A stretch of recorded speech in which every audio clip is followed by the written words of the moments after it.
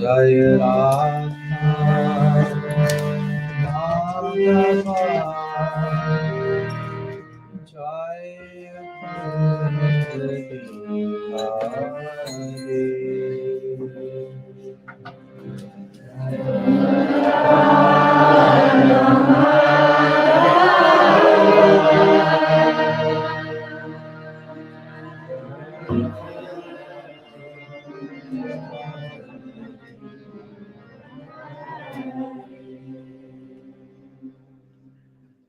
Jaya Radha Madhava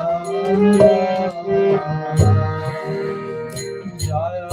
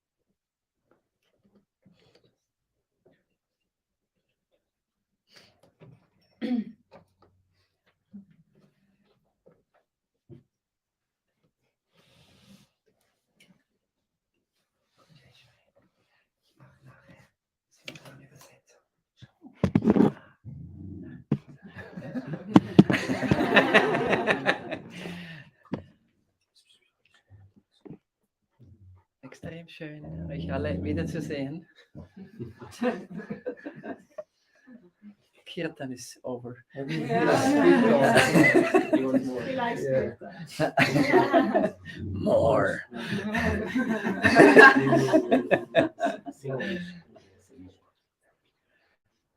So I'm so happy that all my old companions on the way are here, and that you came, that I can introduce Padmanabha Maharaj. Just 2 weeks ago, we have never personally met, but now I feel like a close brother. And I think this is a way of sadhu sangha. So I'm really thankful that we have Padmanabha Maharaj here. He's a close disciple of Tripurari Maharaj. And Tripurari Maharaj is like a wonderful Vaishnava on this planet, which I feel is like the flowing together, the Sangam of Srila Prabhupada and Srila Sridhar Maharaj. And one can really feel it in Tripurari Maharaj's presentation of bhakti. It's the intensity of Srila Prabhupada, and it's the broad mind and deep understanding of the complexity of bhakti, like flowing together. And here we have the condensed form coming down in the parampara in the form of our dear Padmanabha Maharaj here. And personally, I know many of you have sometimes the same problem in sadhu sangha. We may meet wonderful Vaishnavas, but they carry sometimes a value set of primitive middle-age Bengal also in the back. And one can hear Bhagavatam and Harikatha, but somehow some set of values are like interwoven. So, and for me personally, it's like very important that bhakti and the treasure of our Gauranga Mahaprabhu can be shared in a way that we can just appreciate, and we don't have sometimes they said, it's a little difficult. So in the train also we discussed many interesting things together. We had to stand 2.5 hours. The train was so full, but still it couldn't be stopped. So I'm really, from the depth of my heart, I hope that Padmanabha Maharaj can come off more often also to Switzerland, and our Sangha, the Bhaktas in Switzerland, can know him and have the possibility to hear from him. And in this way, Maharaj, a great, great welcome.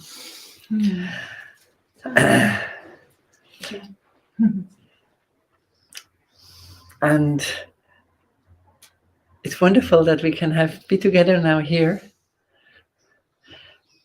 And every moment of sadhusanga actually brings up many more questions, much more wonder, much more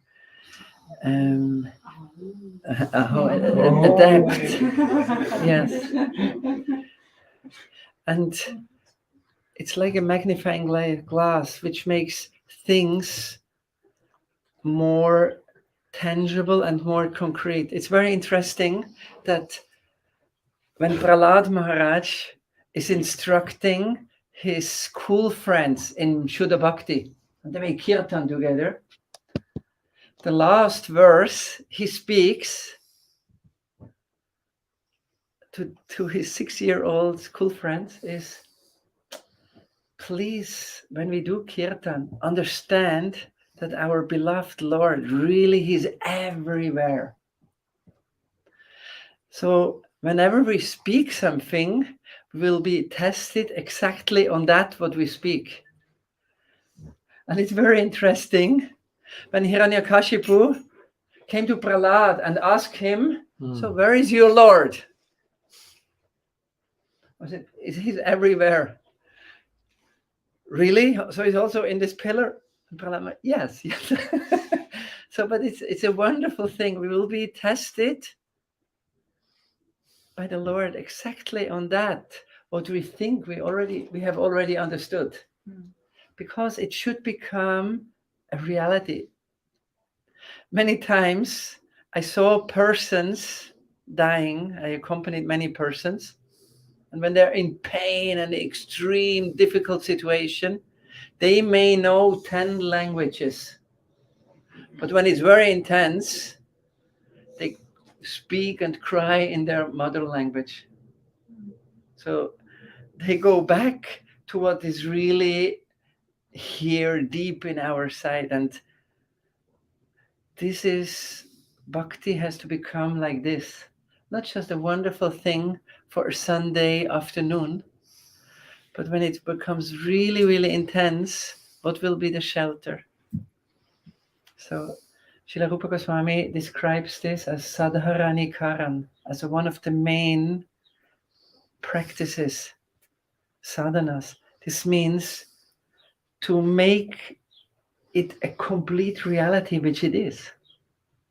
We live in a bubble, but there is a transcendental reality coming. When our Gauranga Mahaprabhu is traveling through South India, and then the rainy season started, and he had to stay for 4 months in Sri Rangam. And every day he went in the temple of Ranganath and went out again. And then he saw one simple Brahmana sitting there. He was reading Ramayana, completely absorbed. And after a few days, Mahaprabhu went to approach him and said, my dear Panditji, why don't you take prasad? I only see you reading here.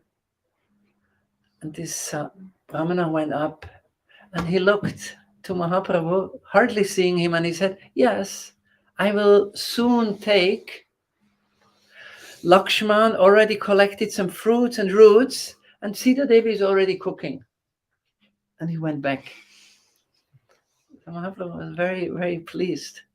But a few days after, he again approached him. Why don't you eat something? I only see you reading here. And this Brahmana looked up, and he had red eyes from tears, so much crying. And he was crying and said, how can you ever think of eating in such an intense moment? Sita was kidnapped, and you speak of eating? Mahaprabhu was in bliss. This person, he was not reading. He was really diving in, and it became a reality. So really, this is, many times we think, oh yeah, I've understood many things.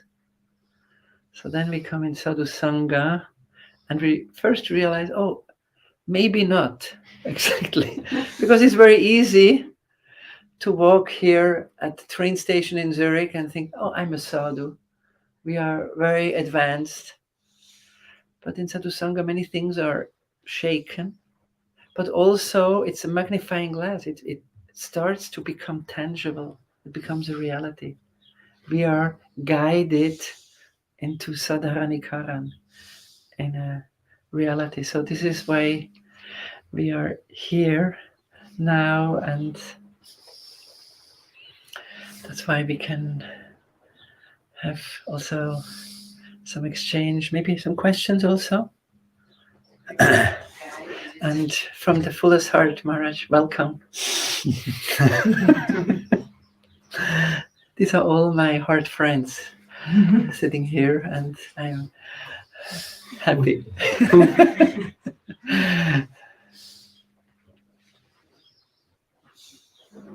Sriman Krishna Chandra Prabhu ki.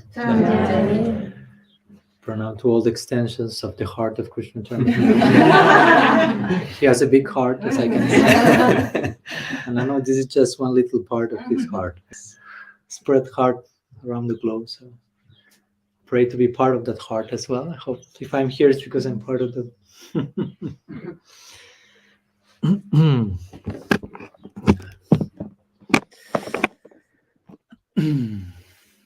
Om Jnana Timirandasya Jnanam Jana Shalakaya Chakshuram Militam Yena Tasmai Shri Gurave Namaha Nam Shreshtam Manumapi Sachiputram Atrasarupam Rupam Tasyagrajam Rupurim Mathurim Gostavatim Radha Kundam Gidivaram Maho Radhikamadhavasam Prapto Yasya Prathita Gripaya Shri Gurum Tam Natosmi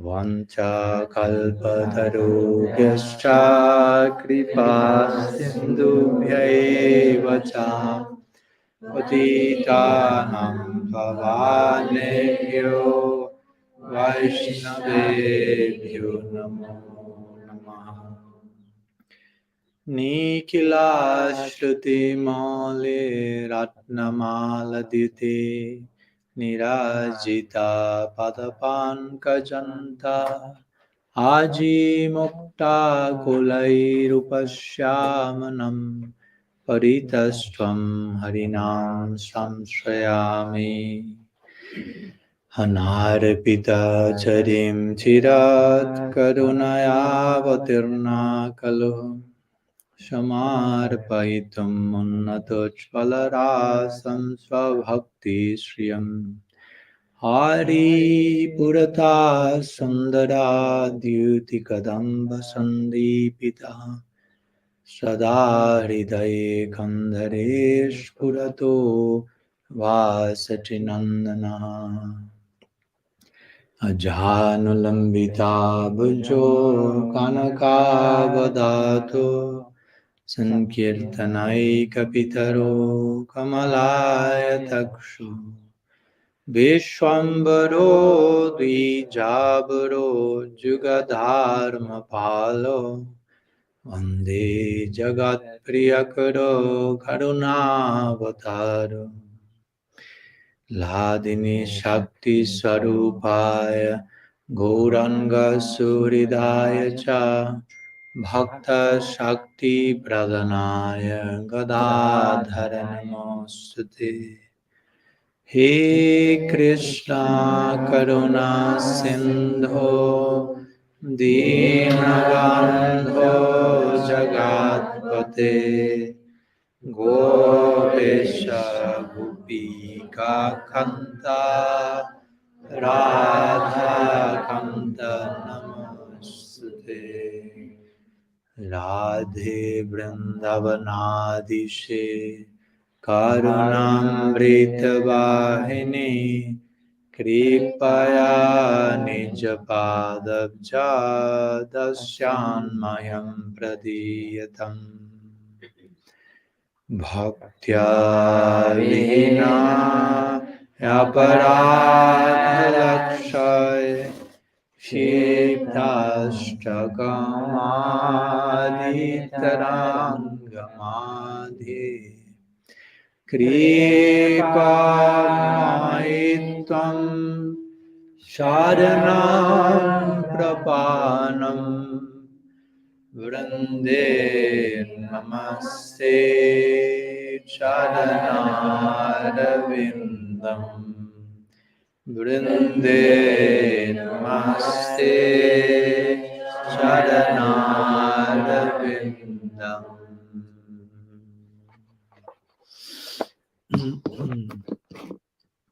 Srila Gurudev ki jai, Sriman Mahaprabhu ki jai, Shri Harinam Sankirtan ki jai, Shri Shri Gaur Nityananda ki jai, Shri Jagannath Baladev Subhadri ki jai, Shri Shri Gaur Gathadhar Ji ki jai, Shri Radha Govind ki jai, Gaur Bhakta Vrinda ki jai, Gaur Premanand.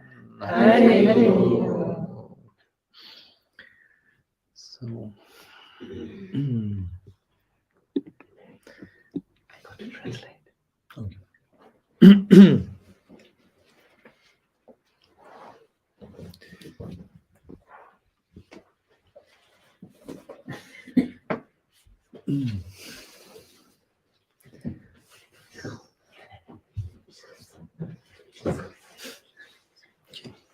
So good evening to all of you. Welcome. Pranam. And special thanks to Prem Devi, Sadhananda Prabhu for the invitation and hosting us here. First time in Switzerland, first time here, first time in Anandadam, first time everywhere. So first time meeting all of you, most of you as well.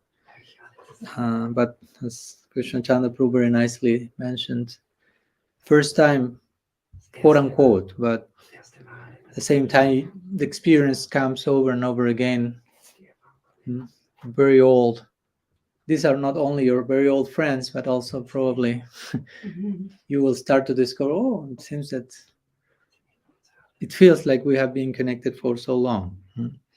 Because naturally, all of us are in our own journey. So the fact that we are converging in this lifetime, in this moment, this place, in our particular journey, also speaks about the journey that took us here today. So there is many elements in common in our journey that to have us today meeting in this particular moment, this particular point. So in that sense, we are all old friends, sharing very, very similar search and longing, and having entered in touch with a very unique, similar kind of mercy. That of Sriman Mahaprabhu and his divine agents. So now, as Krishna Chandra Prabhu was mentioning, we are trying to do something about it.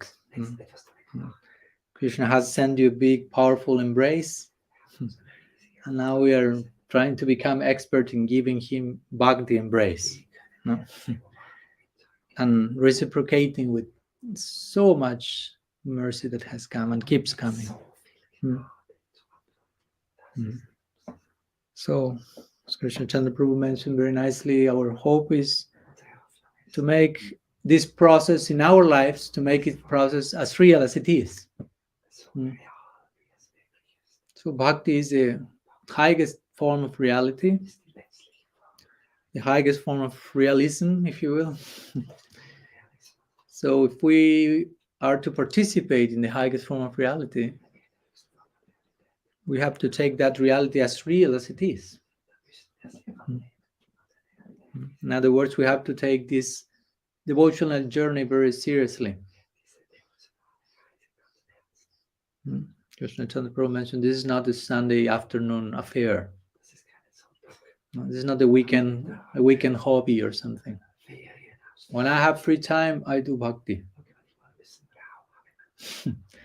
but actually the opposite, ideally. Abhyartha kalatvam. Rupa Goswami says, when you are really imbibed in bhakti, naturally the sensation will come. Naturally. I cannot lose any millisecond without bhakti. No? One instant without bhakti is the greatest loss. In a natural way, this sensation should come. Not in a fanatical, imposed way, no? Because that can happen also. But in a very organic development, we should like realize how user-friendly bhakti is. How powerful bhakti is, how much bhakti has the capacity of entering into each and every aspect of my life. As we said the other day, even in the most ordinary moments. No? Especially in the most ordinary moments. No? So that's a very important, how to say, way of approaching bhakti. In those moments that I feel the most ordinary, that means that I need something very extraordinary. So bhakti is that extraordinary thing. And can come into our life and make everything bhakti. So that's the power of bhakti. It knocks on your door, and if you dare to open that door, bhakti is like a powerful current. And will cover, drown everything. Everything will become touched, sprinkled by bhakti. That's the power of bhakti. That's the power of sadhu sangha. When Guru Maharaj likes to describe this idea of prachar. Sometimes we translate prachar as preaching, but to be honest with you, personally, I don't like that word that much. Sounds a little bit like let's convert the whole world and evangelize and proselytize, and the word prachar, it's intending something else. No, it means pra-achar. Pra-achar. Achar means conduct, behavior. And pra means a very special type of. So prachar means a very special type of behavior. So in other words, you become so much affected by bhakti that starts to affect others. That's actual preaching. Not so much I have to impose, but you just have to expose what's overflowing in your heart. So that was Mahaprabhu's technique, if you will. He didn't try to convince people. He was just focused on overflowing. As we were speaking the other day on Srila Siddhar Maharaj's Tirobhav, one of his books is called Golden Volcano of Divine Love. So that's a very accurate way of describing Sri Chaitanya Dev. He was golden, as we know, Gaura, Gauranga, but he described him as a golden volcano, erupting constantly in ecstasy. And the lava coming from that consuming everything on its way. We praying to be part of that, being consumed by that lava. So Mahaprabhu was so full in himself that his fullness started to overflow and started to sprinkle others. Here we are as a testimony of that. No? Our attempt to become a bhakta is because how much Mahaprabhu is overflowing. At least in my case, there's no other way of explaining how can I be here now. So that's the most effective way of reaching others' heart. No? First, reach your own heart, go as deep as you can, and overflow. And that start to sprinkle other people. Sometimes no need even to say anything. That was Mahaprabhu's standard. Sarvabhauma Bhattacharya. He was the greatest Pandit of whole India. So saying the greatest Pandit of whole India basically means the greatest Pandit of the whole world, probably. And he was converted to Gaudiya Vaishnavism. So you can think of maybe Mahaprabhu had to write a whole thesis and present it to Sarvabhauma, trying to convince him. Sarvabhauma was such a great logician. He had such a different conclusion, like Advaita Vedanta. But as we know, how did Mahaprabhu convert to Sarvabhauma? He didn't say anything. He said nothing. He in silence sat for a week. That was his conversion technique. He just sat for a week. He listened to the Bhattacharya. And after a week, Bhattacharya was practically converted. Because so much was coming from the example of Mahaprabhu. Mahaprabhu was so much overflowing with his own realization. It's just his very presence spoke for itself. Pra-achar, a very special type of behavior. There's one nice quote in Christianity, and they say sometimes, I think from Saint Augustine, he said, always preach the gospel, and when that's necessary, use words. Like implying, generally it shouldn't be necessary. No? Your example should speak louder than your precept. So Krishna Chandra was mentioning, it's easy to sit and open the mouth. Relatively. I can tell you, I'm doing that all day. Sitting and opening my mouth. People invite me here and there for sitting and opening my mouth. So you are very generous. But then I have to wake up from this seat. I have to go to my room. And I have to sit again, but close my mouth and open my heart to my own practice, to my prayer, to my sadhana. And I will be put to test like Prahlad was. Krishna will say, oh, Padmanabha Maharaj, you open your mouth so nicely for 2 hours or more in another time.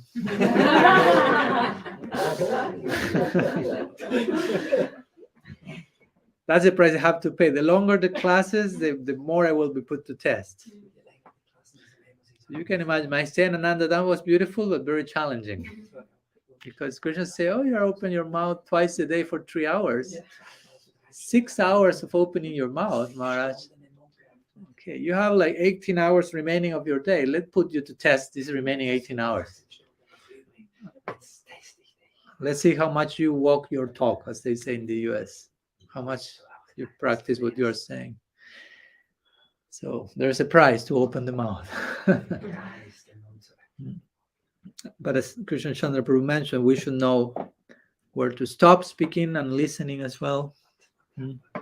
Listening to other sadhus, listening to the environment, listening to our inner consciousness. Pay close attention in every possible direction. And hopefully praying to reply like Prahlad did.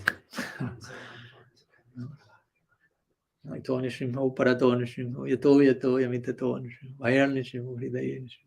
passed the test. He said Bhagavan is everywhere, and then he's had a vision to support his speech. And sometimes we may not have the vision to support our speech. And those tests will show us that. But we should be inspired to know, okay, then I have to increase my realizations, my insights. And probably have to open less my mouth, a little bit less, and concentrate more in diving deep into my heart, like a digging process. That day I was hearing Thomas Keating, who is Keating, yeah, sorry, yeah, okay. So he was giving this important, interesting example, very Madhurya Kadambini-like example, describing the different stages, describing the whole process like a digging affair. So in the beginning, you start to dig, and relatively easy to take some soil from the ground. But the deeper you go, the harder is the soil, the more difficult it is to dig. So you may get discouraged, like, oh no, it's so hard, so difficult. So the inner work of a sadhaka may well work like that also. The more subtle you start to penetrate, the hardest it will become, if you will. But that's not to be discouraged. That's a confirmation that you are advancing. So we should become very expert in decoding, translating actually what's actually taking place, not only what seems to be taking place. Because it seems it's getting harder, it's not as easy as before. But properly translated means you are advancing, you are getting closer to your goal. Indeed, we have no actual reason to become discouraged. If we keep in the proper company, we will realize I have no real excuse, no real reason to become discouraged. Krishna is so perfect and his mercy is so unique that he actually is not giving any real reason to become discouraged. I mean, we can choose to become discouraged. That's another thing. But that means we are becoming distracted from what's actually taking place. There's one nice philosopher from Argentina, the country I was born in this lifetime. And he says, you are not depressed. You are distracted. You are distracted. And like implying you are losing sight of what's actually taking place. If you will pay proper attention in the proper direction, there is no place for depression, discouragement, and so on. So our whole practice is about paying attention in the proper direction. That's the very beginning of the Bhagavatam. When Parikshit Maharaj asked Sukadeva, as you may know, he looked at the calendar. So you have only 7 days to live. Is that enough time? Try to imagine you have 7 days to live. Probably you have. It's okay. Probably you have less or more, whatever. So you may ask the question, imagine if I tell you have 1 week to live. So hopefully you ask, is that enough time to reach transcendence? Hopefully that's your question. Let's be naive and think, yeah, that's the question. So Parikshit Maharaj had that question. And he asked his Gurudev, is enough? 1 week is enough to attain perfection? And Sukadeva Goswami kind of chuckled. He laughed in a soft way and said, like, oh, Parikshit, just 1 instant, 1 second of paying proper attention in the proper direction, that's more than enough to reach perfection. What to speak of 1 week?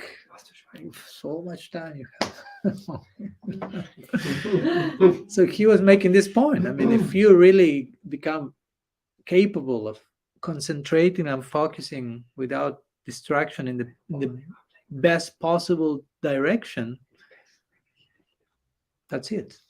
So that's what we are trying to do on a daily basis, to train ourselves, to train our minds, to develop proper samskars, impressions, acquire proper, so we can focus more and more in the proper direction.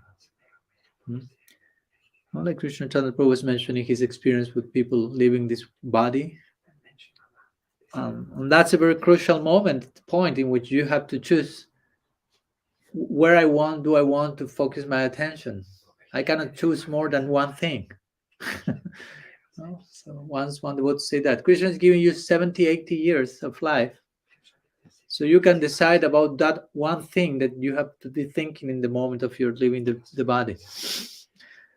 You generally have that time to decide between many possibilities.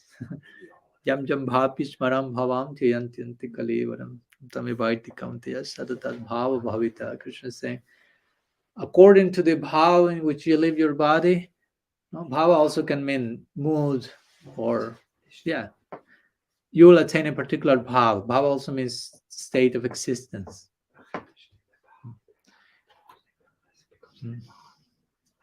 Of course, as we always say, we as Gaudiyas do not care too much for becoming liberated from samsara and all this stuff. But because we don't care for that, then we have more reason to take the matter even more seriously. That we don't care for samsara doesn't mean that we will become lazy, because we have eternity to reach Golok, so no rush. On the contrary, we don't care for samsara means I want that bhakti as soon as I can, and I want to, and only want that after that bhakti, more bhakti and further bhakti. So and again, we will receive this bhakti in greater and greater quantities and quality, if you will, the more we keep ourselves buzzing at the feet of the Vaishnavas, if you will. We don't care for any form, any type of birth, but we want to become some form of bumblebee. Krishna himself is described as a bumblebee. Famous Brahmara Gita, the song of the bumblebee. There are many things to say about that section for sure. But one idea in that connection is that that Krishna himself is the bumblebee. And he's known as, he has many names in connection to that. Madhupati and so on. She rather herself would call the bumblebee Madhupa, which also means like drunkard. Because Krishna is described as a bumblebee. Interestingly, in connection to Vrindavan, Krishna is described as a bumblebee, as an elephant. He starts to take many animal shapes. He becomes transformed by the prem of the Brajavas, and he starts to alter his normal form, if you will. So why a bumblebee? Because we could say that the hearts of the Brajavasis are like lotuses, with their particular respective pollen, if you will, nectar. And Krishna is a bumblebee.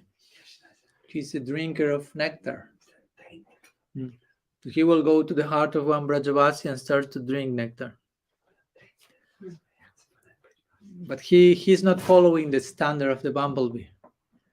Because the bumblebee generally goes from one flower to another. From there comes the word madhukari, the word of the bee, bumblebee, which means you are begging in one door a little bit, in one door a little bit, in one door some grains here, one chapati there. It's not that you just know about one single place that keeps lots of chapatis and you go every day to that place. My Guru Maharaj once told that story, that one devotee was doing madhukari, and he told, Maharaj, in that particular house, you can have very nice madhukari. Maharaj said, that's not madhukari. It's not finding a good place and you just receive everything one place and then go home with my stomach full. Madhukari means a little bit here, a little bit there. If something comes at all. So that's the dynamic of the bumblebee, a little bit here and there. But in one sense, we could say that Krishna is not doing that. No, he's like a bumblebee entering the heart of the Brajavasis and start to drink the liquor of their love. but he's not leaving that flower. No, he becomes addicted. So he remains there and remains there and remains there. So the night is coming and the lotus is closing. And you will say to the bumblebee, leave the flower, you will be trapped there. But at this point, Krishna is totally intoxicated. So like when you are drunk, I mean, you can have a very sober dialogue with someone who is like, you know. So this way, no, the lotus closes and the bumblebee remains trapped there. But the bumblebee is happy there. He continues drinking the nectar. So in this way, Krishna is trapped in the heart of his devotees, basically. Sadhavo hridayam mayam sadhunam hridayam taham madanyatina jananti tevyam managapi. So, and again, this verse is spoken by Narayana. So this is Kaimutya Nyaya. Kaimutya Nyaya means something is being said with the idea of, if this is like this, what to speak of? So Narayana in the Bhagavatam is saying, I am the hearts of my devotees are my heart. I don't know anyone apart from them. They do not know anyone apart from me. But this say, but Narayana in Vaikuntha. So Kaimutya, what to speak of? What must be Krishna's version of that verse? What can Krishna say in relation to the Brajavasis? How much more he is possessed by their love, trapped in their hearts. And they're trapped in his heart, if you will. So our prayer is to... Can you give an example for that? For Krishna's version of this verse? For Krishna's version. She's asking or you're asking? I'm asking.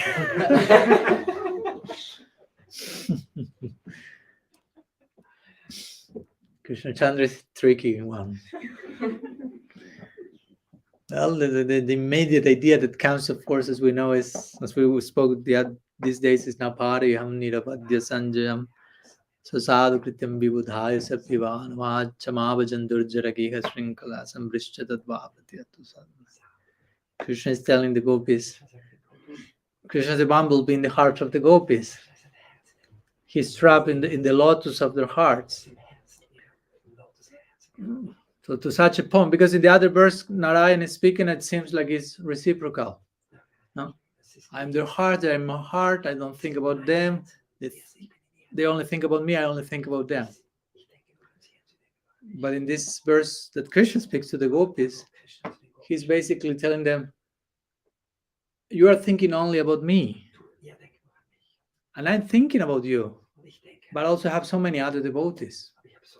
No? I have friends, cows, trees, parents.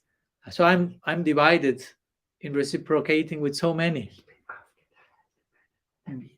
But you don't have that duality. You are only pointed to me. No? Even some of my other Brajavasi friends, no? or Brajavasi devotees. No? Nanda and Jashoda, Nanda can love Krishna, and she doesn't have to leave Nanda Maharaj for that. Madhumangal loves Krishna. He doesn't need to leave Subal, Tridam for loving Krishna. But for Radha to love Krishna, she has to leave everyone else. All family members, all sides. So the parakya becomes accomplished, if you will. So Krishna is like astonished, like you are leaving everything just for me. Durjaragiha Srinkala, those things that are impossible to leave for everyone else. But I'm divided into so many devotees. So I cannot reciprocate accordingly. I cannot tell what Narayan said in Vaikuntha in the other verse of in the previous canto of the Bhagavatam. He spoke there like if he will be reciprocating on equal terms, basically. But here I'm confessing, Krishna, I have to break my vow in the Gita. No? So that's Srimad Bhagavatam. Can you say which vow? Which vow? I'm going to the verse 411. Right? Jayatamam prapadyanti tam sataiva bhajamyaham. Mamavat manuvartante manusya partasava. Krishna is saying, as much as you approach me, I will reciprocate accordingly. So that's Bhagavad Gita. So Srimad Bhagavatam is a higher, if you will, expression of the Bhagavad Gita. So some things that were said in the Gita are contradicted in the Bhagavatam. So then you realize, oh, here I am a higher version of the other thing. And the last opinion is the one that is the conclusive one. Like if a person has different opinions about some topic during his life or her life, the last opinion is the one that counts the most. So in the Gita, Krishna says, I reciprocate accordingly with my devotees. In the Bhagavatam say, I cannot do that. Sorry, I have to contradict that verse from the Gita. The love of the Brajavasis and the Gopis in particular is such that I cannot reciprocate. So I remain eternally indebted. We're giving some summary of our last class in Anandadam, in case you were not able to be there. Because this is in connection to a famous verse that Brahma presented in the Brahma Stuti, verse 35. Brahma is saying, Krishna, these Brajavasis are giving everything to you. A home, wealth, family, animals, bodies, minds, hearts, everything only for your sake. And you are the topmost prize for that everyone can attain. You are the ultimate reward for everyone. So my question is, what will you give to the Brajavasis in exchange for their love? Because you have given yourself to Putana. And Putana wants to kill you. So you don't tell me, please, that you will give yourself to the Brajavasis. That's a total different situation. Putana wanted to kill you. Brajavasis are willing to kill themselves for your sake. So how will you repay back these Brajavasis? So that was asked by Brahma in chapter 14 of the 10th canto. And Krishna remains silent. He doesn't reply. 1, 2, 3, 10, 15, 18 chapters of the Bhagavatam, Krishna thinking about. Good question, Brahma. How will I repay to this Brajavasis? And finally, he comes to an answer with the verse we mentioned before. When he says to the gopis, he doesn't come with, oh, now I know how to pay. He said, now I know I cannot repay. Because your love is of such a nature, I cannot even know how much do I have to pay. What to speak of paying that? I cannot know how much is the debt. So Krishna said, I remain forever indebted. But I'll try to do something about it. I'll try to repay by making devotees for you.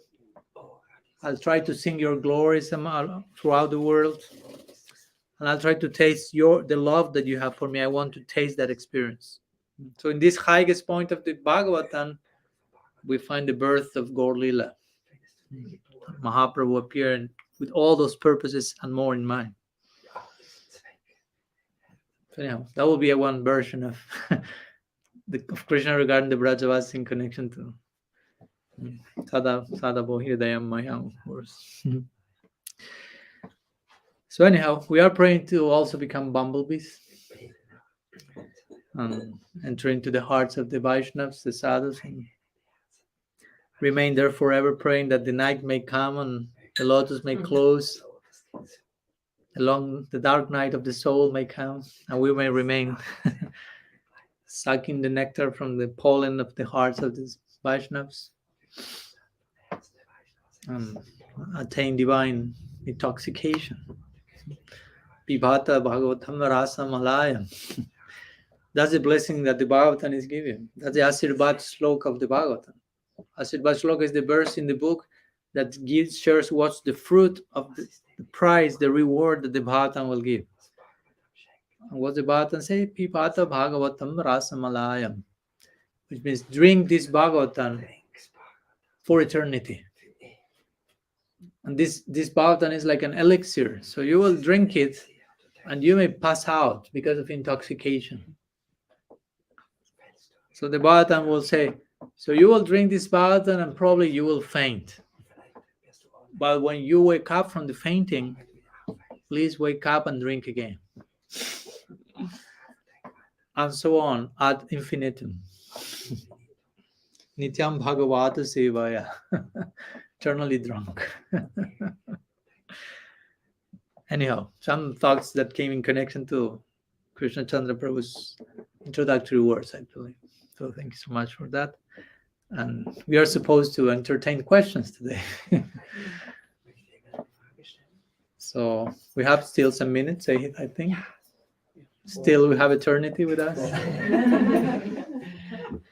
So I don't know if there are any questions you may like to present today, or some topics you would like that we speak about today.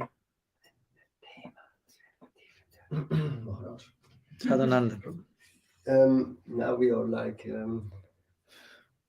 back here in Zurich again, so it was great for me also to have your association in Anandadam and to have Harikatha and to like.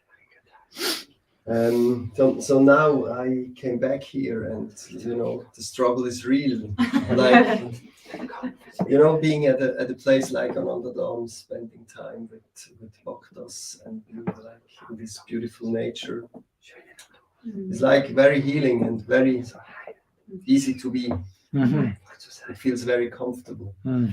So now next Tuesday I restart work again. We start and there's a lot of stuff like Yeah.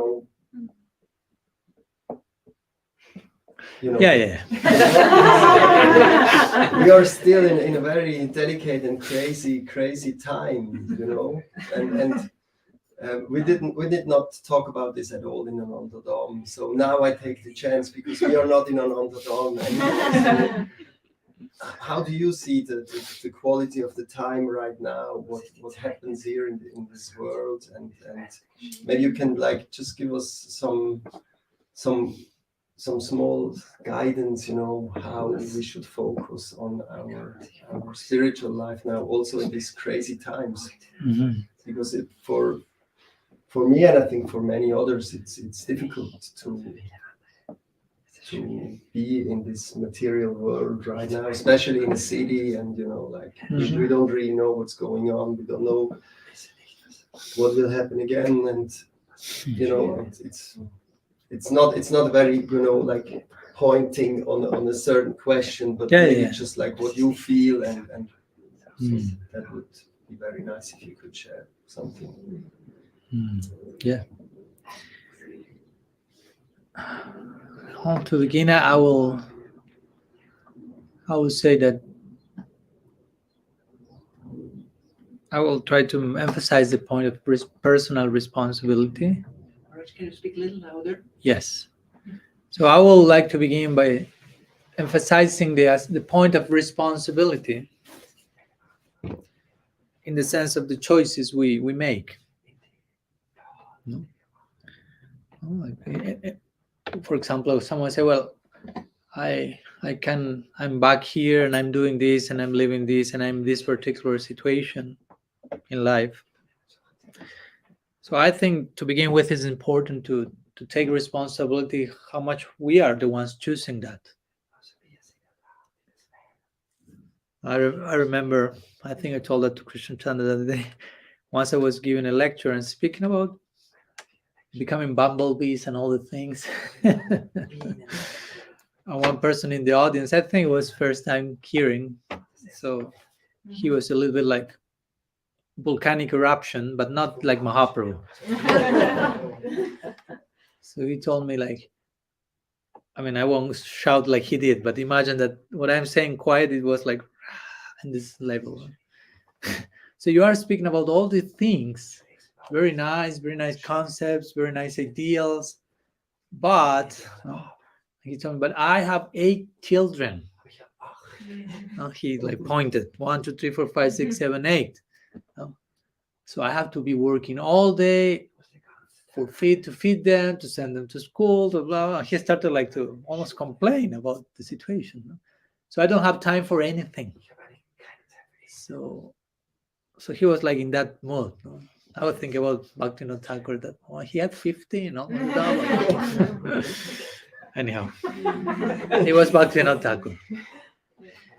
But what came to me to reply to him, of course, I didn't say Bhaktivinoda Thakur or anything. I said, okay, you have 8 children. I can imagine you must be pretty busy.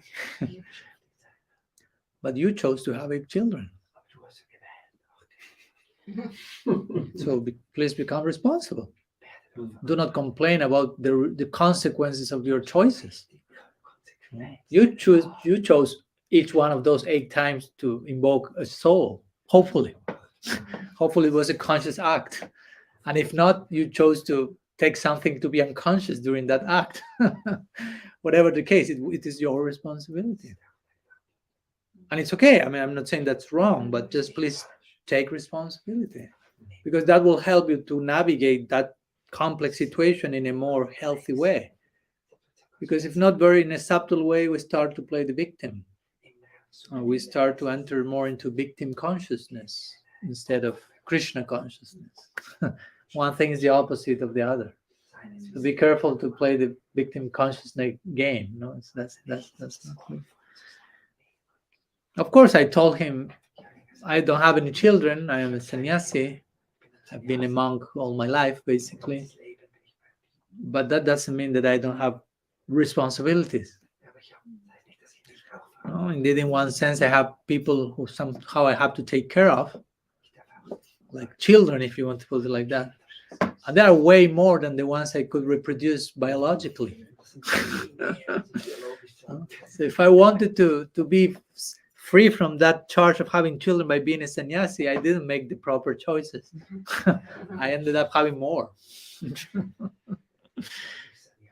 So my point is, my beginning point will be that we shouldn't like complain about our present situation. I'm not saying you are complaining, I'm just making that point, because sometimes that can happen. That's a weakness in our human psychology, like play the victim. Now, I'm not condemning if we play the victim, it's part of our weakness. But at least we should be intelligent enough to know whenever I'm heading in that direction, there's no real shelter in victimhood. It seems like, that I will obtain something by playing that role. But we should take responsibility. And of course, it's something we have in our life. We do not like that. We have to try to change that. And if we cannot change that, because there are things that no matter how much you try, it's still there. So you have to learn to deal with that. For some reason, that remains there, no matter how hard you try to change the situation. So we have a whole philosophy to deal with that. The spirit of healthy tolerance, that tenu compounds make shamano. So that will be a first point to begin with. Also, as I always like to say, I will recommend devotees not to think that they are living in the material world. Again, it's a personal choice, because that's a state of consciousness. No? So if we start to see everything in our world as an energy of Krishna, then we can relate to that differently. Of course, it's easy to say that sitting here, and it's difficult sometimes in practice. You may say, but Maharaj, I have this situation, this is more complex. And I'm sure there are challenges, of course. As I always say, I never use the word easy. But also, we should never use the word impossible. We should always strive for the middle path. So what's the middle path, the middle point between the easy and impossible? Difficult. That's a middle point. Difficult is not extreme. That's a middle path.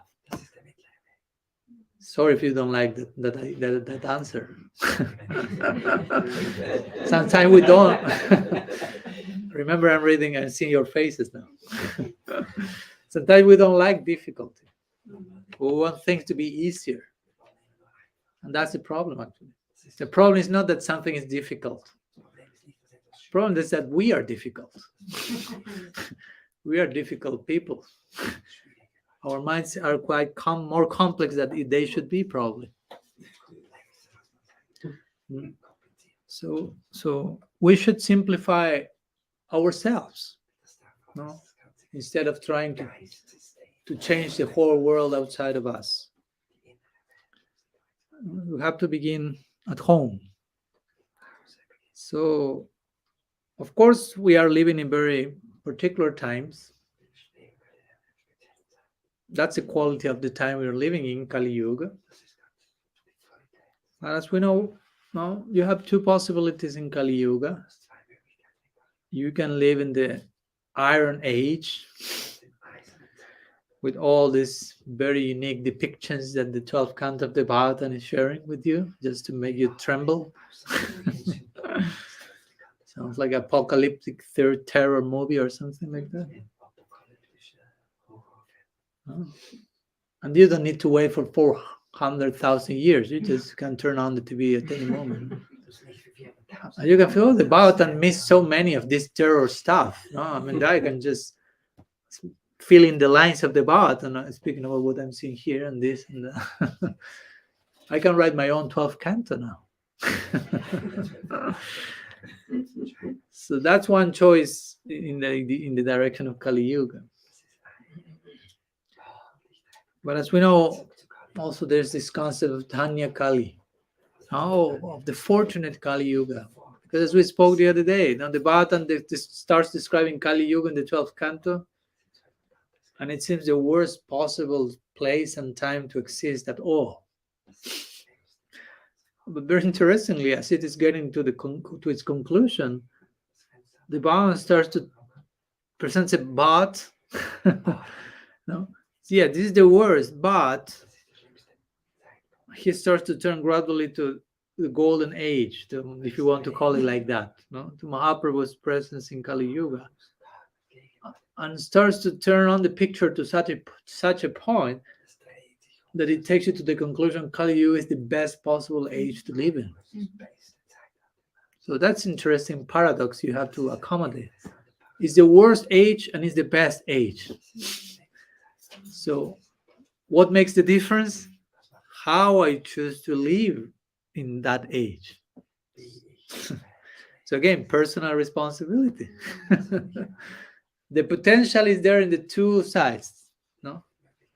The most disastrous, bizarre things that can happen and you will never imagine are going on in this Kali Yuga. And many more things that we are not aware of. Because hopefully we are not like bombarding our minds every day, following every news and everything that is happening, because it may be too much, to be honest. I remember once my dad asked me, I asked him first, Dad, why you are always reading the newspapers every day? He told me to be in touch with reality. I say, oh, for me to do so, I exactly do the opposite. So we have different methodologies. Of course, I'm not criticizing that you are aware of some certain level what's going on in the world. Because even myself, I'm traveling and addressing audiences, and you want to have an idea of the zeitgeist to remain relevant to certain dynamics of the people's lives. But also that should be put in its own place, in its own category. The point is that when we start to, to pay more attention than we need to in those directions, that starts to become more real than what it should be. And proportionately, the golden side of Kali Yuga starts to become not as real as it is. So So I would say, I mean, I personally, I'm not the idea that, I don't know, in a few decades, the whole planet Earth will become a Gaudiya Vaishnava or something like that. Heaven on earth, and the whole world will be chanting Haribo, Haribo, and that's all. No. For me, like, it's a very simplistic way of solving the whole things. No? Because there are so many devotees in the world preaching, so at one point everyone will become a devotee. But sometimes the implication is in between the lines, and I don't have to do all the work I have to do personally to change myself. Because if the whole world becomes a devotee, then I just join the whole current and I'm carried by the universal wave. But probably that's not happening. At least at present, it doesn't seem like Gaudiya Vaishnavism is taking on the world or something like that. I mean, I'm not against him becoming more relevant and being better positioned as a religious, spiritual voice in the world. It will be interesting because we have many important points of view to share, even regarding everything. But I wouldn't say that's going on at the present yet, too much. So there's work to do in that direction. So what to speak of thinking in a few decades, everyone will be rolling on the ground chanting Gauranga. I mean, I don't have a problem with that. That would be nice, but let's be realistic.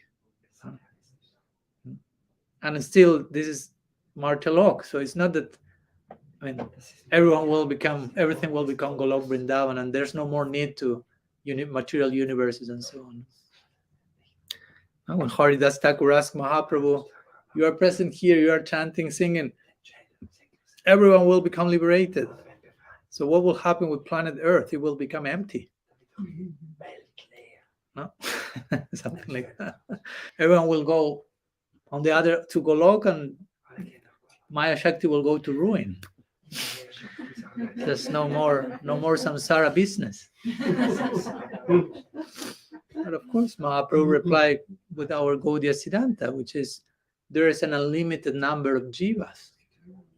So it's not that at some point every single jiva that you can count them, they will go to Golok Vrindavan, and there's no more need to material creation. That's an eternal, ongoing reality. Shristi Leela. So I'm saying all this in order to, how to say, sometimes we take too seriously what's going on in the world. And again, proportionately, that may prevent us from not taking Krishna consciousness that seriously. And our minds becomes more concerned about certain issues that actually we cannot do that much to change them. And we lose sight of what we can do on a personal level to change those things that we can change personally. Because of course you can start to enter into the details of war and potential atomic bombs and the whole planet disappearing. But the point is, what's the use of excessive thinking in that direction? Will you be able to change something of that? And so my point is, I mean, how to say, and hopefully you'll get my point. Even if at some point some countries say, okay, let's share some atomic bombs and make the whole planet disappear. In one sense, nothing happens. I mean, I hope you don't feel I'm being, he's too indifferent, this Swami, cold-hearted sannyasi renunciant. He doesn't care for what will happen to my dog and my tree and my house. But we have to learn to see the thing from a bigger picture. I always like, one day this meditation came to me, and I always kept that with me, which is how whatever I'm doing now, what impact this is having in eternity. Is this having some impact in eternity, or it's not reaching that plane? Because if it has nothing to do with the eternity, and I am eternal, that has nothing to do with who I am, how much important that is. So again, I'm not promoting indifference, but I'm promoting a healthy level of detachment. Detachment is not indifference. Detachment means take certain distance from some situation so you can see it for what it is. When you get too close to something, probably you lose sight of what that actually is. Famous example, my hand and my eye. My hand is too close to my eye, to the point that I cannot see my hand. It's so close. I cannot see my hand, I cannot see anything. I'm blocking my vision. So I had to get detached from my hand. So detached doesn't mean cut your hand. Just take some distance and see your hand at the distance. It cannot be more distance than this. My arm is that long. So now I can appreciate so many details from my hand. But if it's here, I cannot see anything. It's too close. So I need detachment. So detachment again means distance, but not indifference. Actually, distance so I can better understand what's going on. So many of these daily worldly situations, we need to take them with some distance, so we can really understand what's taking place, considering the bigger picture. And we as Gaudiya Vaishnava, we really have a bigger picture. So to put everything on the scale. And of course, many of us, or most of us, may say, well, Maharaj, but I live in the city, I have my job, my family, and it's okay. I'm not saying everyone has to go to Nanda Dham or to get a cave and that's all. No, we have to remain practical and relevant. But my point is, you can conduct in all those daily domestic affairs with a new, different outlook. As we say the other day, no, and I asked once one devotee in Argentina, he was kind of telling me, I'm working a lot. And I kind of joke with him like, but why you're working? Why to work? He was like, well, you want some water? He said, well, I need to get money. Why do you want money? And he said, well, I have to maintain my family. And I asked, and why you're maintaining your family? He was like, oh, I never asked that question. He was like, I thought it ended there. And you have to add one more question and one more answer to that question. Hopefully, if you are a Vaishnava, you say, I'm maintaining my family as a service to Krishna. So if Krishna appears in the equation, the whole sequence acquires value. Srila Prabhupada will give this famous example. Krishna is number one, like the number one. Everything else is like a zero. House, body, car, possessions, zero, zero, zero, zero. Wow, it's strong. So if you have 1 0, it equals 0. If you have 10 million zeros, it equals 0. So it's the same. But if you add the 1 in the beginning, the more zeros you have, the more value it acquires. But you have to put the 1. He will say Krishna is the 1. So again, this is not just a concept to repeat in the class. As Krishna Chandra Prabhu said in the beginning, this is not just about sharing theory, but inhabiting those concepts, living those. That's why we are organizing this lecture here. It's not just let's have fun for a few hours and let's continue my life as if anything. Hopefully after the lecture, there are some things that affected your life and make you think, oh, how can I adjust my lifestyle a little bit more today than before and yesterday, so I can get closer to those beautiful ideas coming from Guru, Shastra, and Sadhu. So if you become nicely guided practitioner,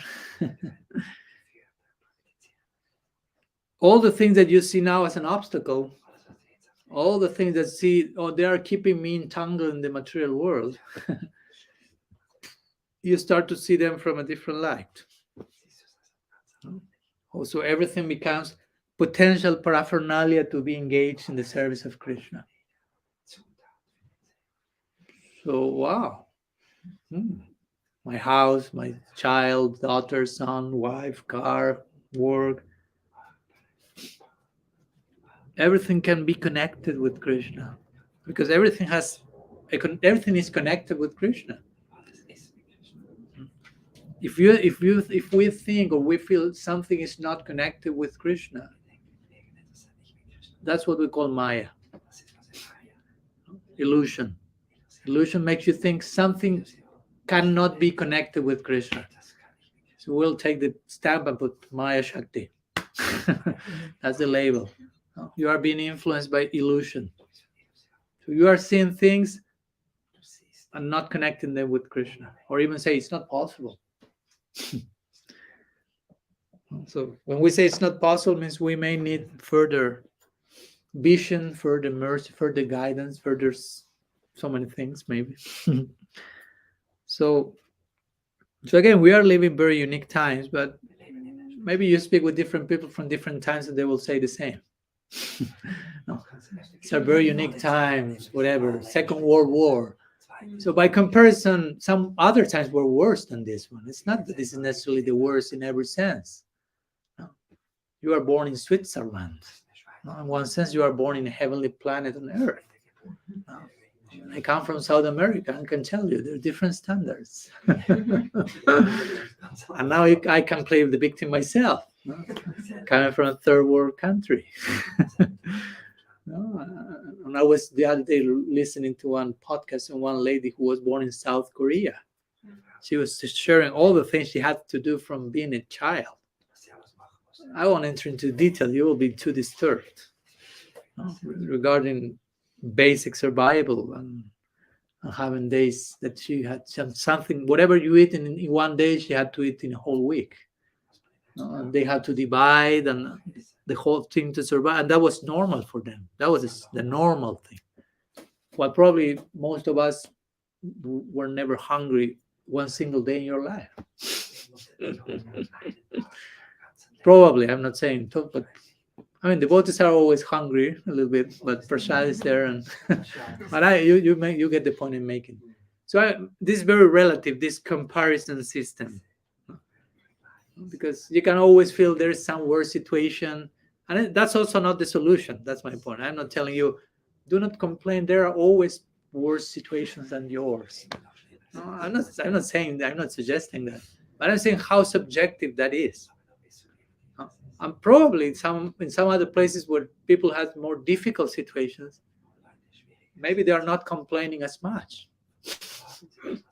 because they learn to value whatever little they have, and they learn to struggle for that, and somehow things like this. And in another situation, you may get like complacent and over accustomed and taking for granted that you will have this.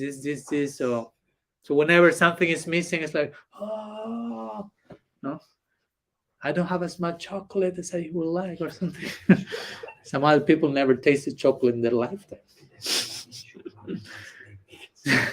So this is my point, the relativity of time and circumstance, again, ages and the climate of the times. In some ways, we are way better than in another times. Another time, we are way worse. It's not like black and white. So my point is, and it will always be like that. Again, we are not in Golok Vrindavan. There will always be some issues, even among the devotees. I remember one devotee was asking his guru, well, there were some issues between some relationships among the Vaishnavas in the community. He was asking, my Gurudev, why we cannot be in total harmony perfectly? And he kind of looked at him like, say, we are not in Golok Vrindavan. No. So don't be over idealizing, over romanticizing. and over expecting something without you doing all that you can do for that to happen. Because many times it's like that, no? I may say those things, but how much I'm doing my part as much as I can. Those who are doing their part as much as they can, they're very busy doing their part as much as they can. So probably they won't have time to complain or look, the grass is greener on the other side of the fence and all these type of things. So in one sense, the advice to navigate the present times, we could say it's the same advice that every other in other times we could give in a general way.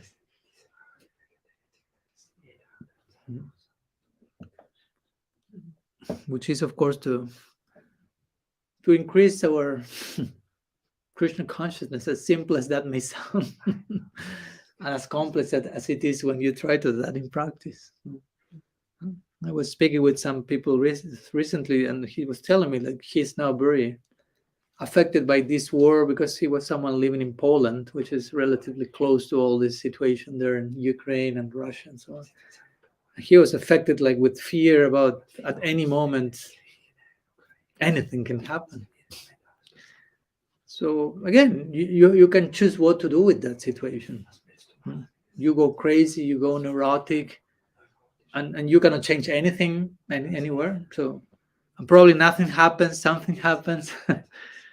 Or you can try to take advantage. Okay, this situation is taking me to live my life in a way that every day can be the last.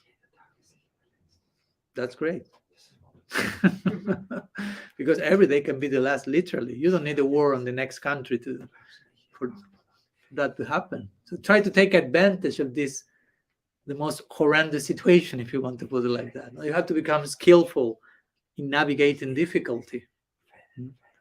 Always, sorry for repeating myself, but in this type of topics, always my mind goes to Viktor Frankl. You study The Man in Search of Meaning, and you say, well, there you have a person who was in the worst possible Kali Yuga scenario. He was prisoner in one of the Holocaust, concentration camps. Lager, how do you pronounce lager? Yeah.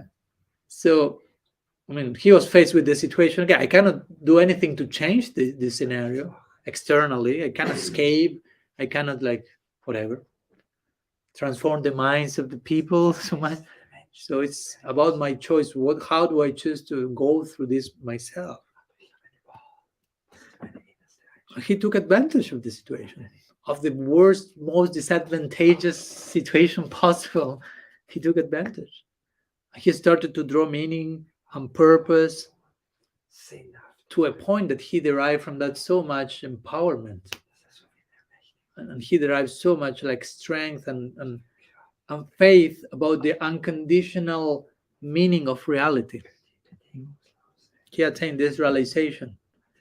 Reality always has purpose and meaning, unconditionally. Unconditionally means no matter what's going on outside. No matter if it's a Swiss chocolate or a concentration camp. There's inherent purpose in reality. So I must be open to discover that through whatever situation I'm going to. So I will try to emphasize that we try to concentrate and direct whatever energy and faculties we have in that direction. Because lots can be spent and misspent in trying to solve something that is not possible to solve. Yes. Maybe some other things, but Maharaj, someone phoned me before and he said, oh, can you ask Maharaj? I see so many promises in the Shastra. Oh, very quick, by the holy name, you attain divine realization. In this very lifetime. But this is what he said. But I don't see so many examples on this world of sadhakas who really get in the higher realms. I see many general bhaktas. they have steadiness in their practice. But where are the Bhava Bhaktas? Where are the one who really enter in the realm of Spurti and Lila? Mhm. So it seems a little a contradiction. Mhm. He says, I see so many practice and serious practice, but I don't see so many going in the higher realms of realization. Mhm. Well, of course, I don't know who made that question. It's a serious devotee. No, okay, I'm not questioning. But also, as we were speaking these days, there are many things to say. One thing is, even if someone attains Bhava Bhakti, how much do you have the eyes to recognize that? Because that has probably nothing to do with external symptoms. Rupa Goswami mentions that in Bhaktirasamrita Sindhu. He says, yeah, there may be Asta Sattvika Vikar and all these external physical transformations, trembling, rolling, fainting, foam coming and sweating and crying. But also he says, you can learn many of those in a theater school also. And of course, you are not a Bhava Bhakta by receiving a degree in drama or something. And also some Bhava Bhaktas may be inspired and so humble that they will hide all those symptoms. Or he says also, even Krishna may give mercy and show the symptoms, external symptoms of Bhava Bhakti to someone who is not in Bhava Bhakti, but just a trailer of what's to come, someone who is before Bhava Bhakti. So he said how to ascertain who is a Bhava Bhakti. And then he will give this long list, not long, but 9-fold list of Chantir, Viraktir, Abhyartha Kalatvam, and so on, which are a list of symptoms that you have to do most with what's going on internally of that person. And things that will be appreciated by observing that person maybe in the long run, not just one day. No, a very particular type of tolerance, of patience, of detachment, of attachment to Harinam and Dham, a very urgent sense of urgency about not wasting any moments, and so on. That on one side. Other side, of course, is Bhava Bhakti Sudurlabha. It's not something easy to attain. Krishna himself said that again, as we said the other day, Manusya Nam Sahasrashu, of so many other verses. This is not a joke. This is not cheap. So, as Prabhupada will say, if a diamond is there, not many may be able to buy a diamond. But it's there. So you can acquire the necessary adhikar to get the diamond. But it may take some time. So all these statements in Shastra that say, I don't know, sadhu sangha, sarva shastra koi, lava matra, sadhu sangha, sarva siddhi hai, that would say, like, even in a millisecond of sadhu sangha, you can attain sarva siddhi, full perfection. So we may wonder, like, one instant, I'm already in this lifetime 23 years and it's not happening yet. A similar verse in connection to Srinam, to different angas of bhakti, which we shouldn't think these are forms of arthabad, because those things are in the scripture. Arthabad means like exaggeration. Sometimes, like, to promote something, scripture will kind of stretch a little bit the thing, and if you do this, this will happen. No. In the two directions. In the two directions. In the two directions. No. If you do this, you will obtain such a nice goal. Or if you don't do this, you will go to this worst possible hell for unlimited time. That was part of our conversation today in the train. How to understand those sections? Because if you take that literally, if you will go to some hell for unlimited time, It means that we are accepting the notion of eternal hell. And that's not our school. So there has to be explained in another way. No? So again, that's artavad, which means some exaggeration. No? Some wanted to make some point and expressing it in a certain way to make it clear. That's not the idea. Don't go there. It's not that you literally will go to eternal hell, but it's a way in which, in a certain place, country, time, some things are being expressed with certain ideas, concepts. And that's one interesting problem also with Western tradition. I mean, not everyone, but many. In our cases, we tend to take things literally sometimes. And texts like the Vedas or our Shastras speak a lot not in literal terms, but they require lots of interpretation and consideration of context to properly reconciliate whatever it's saying. Tatu samambayat. You have to reconcile whatever Shastra is saying. If you go on the literal way, you may clash very quickly. So that said, there are sections that present exaggeration. But, for example, one of the 10 nama aparats is to consider that the glories of the holy name described in Shastra are an exaggeration.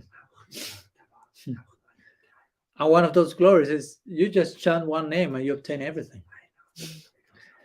I can say, no, that's an exaggeration.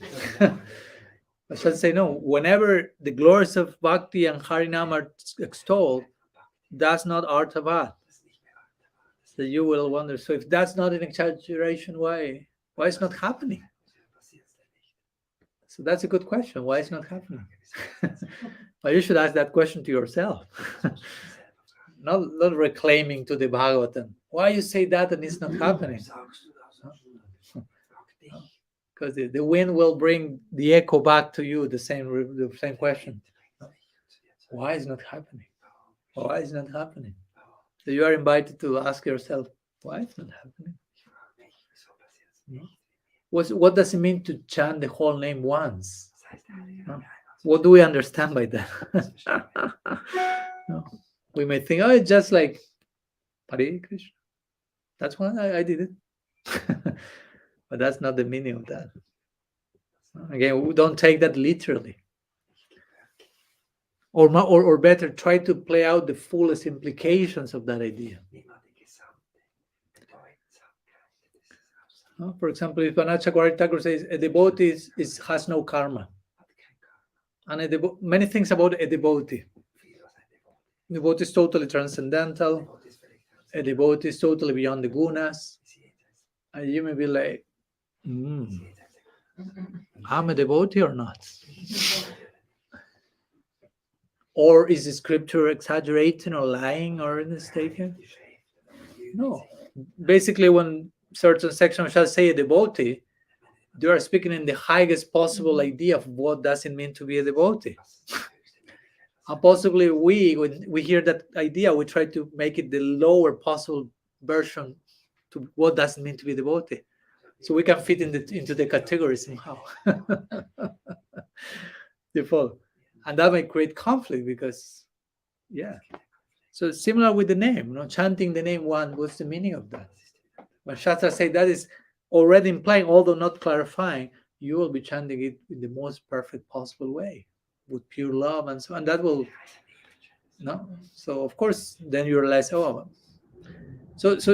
these statements want to make some point. That is, there is so much power in these items, if you want to put it items, that only one dose of that, one drop of that is enough.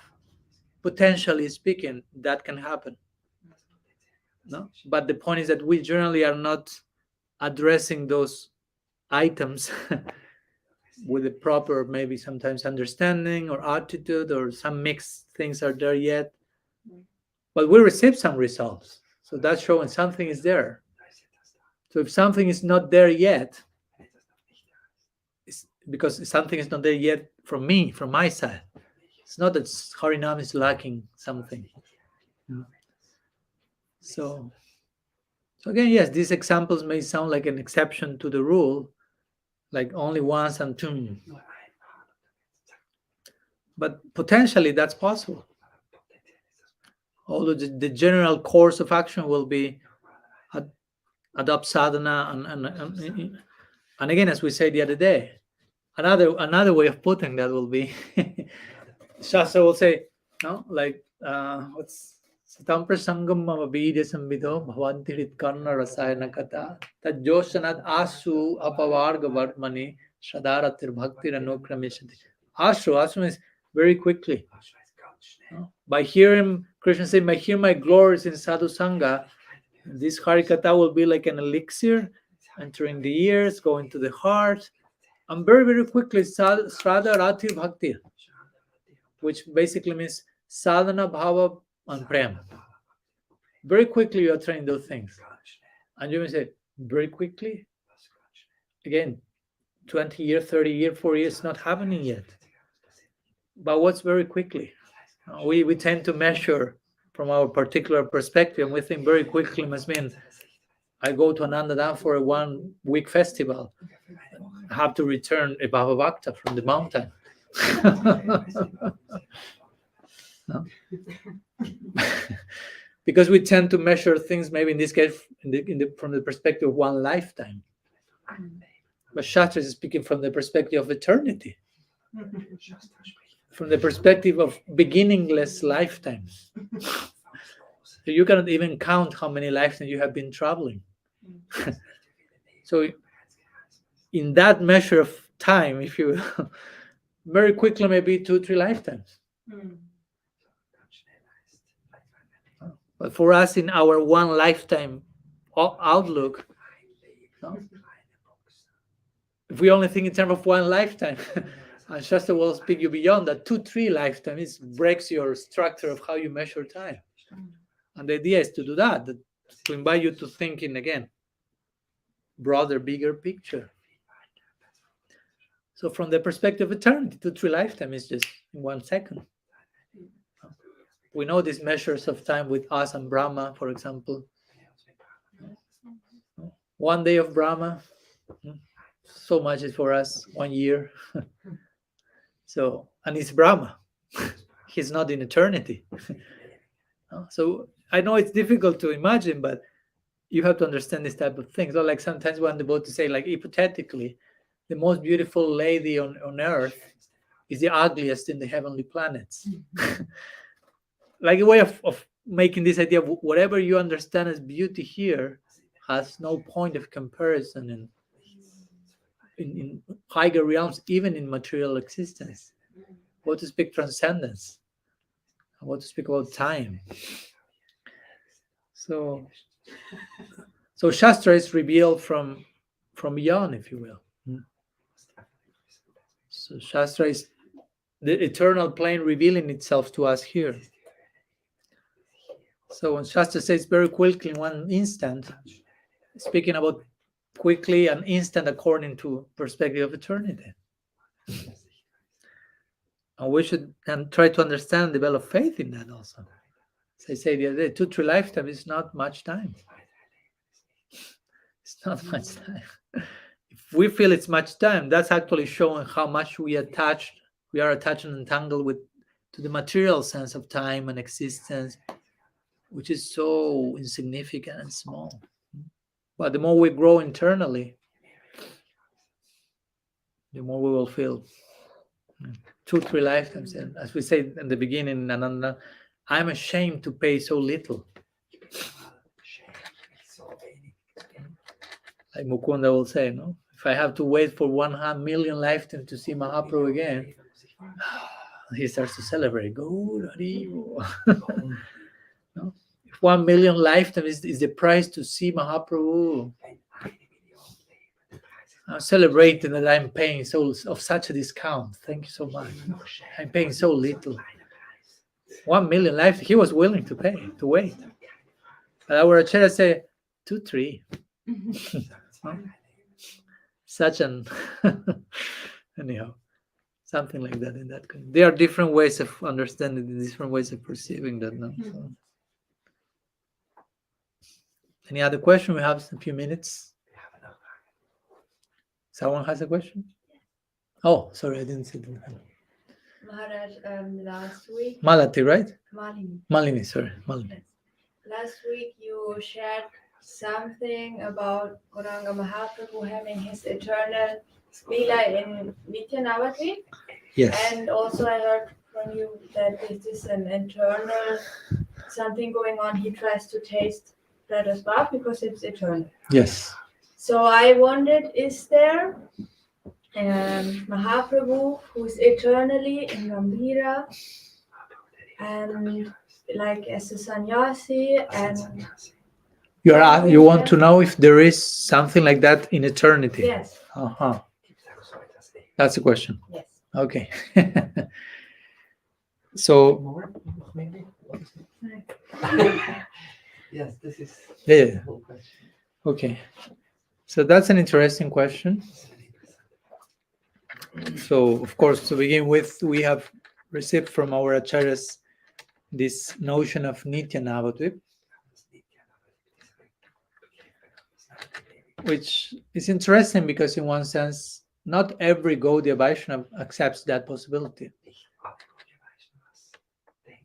Although most accept it, a few small circle considers that since the Goswamis never spoke about Nitya Navadvip in a clear, overt way, then it's not there.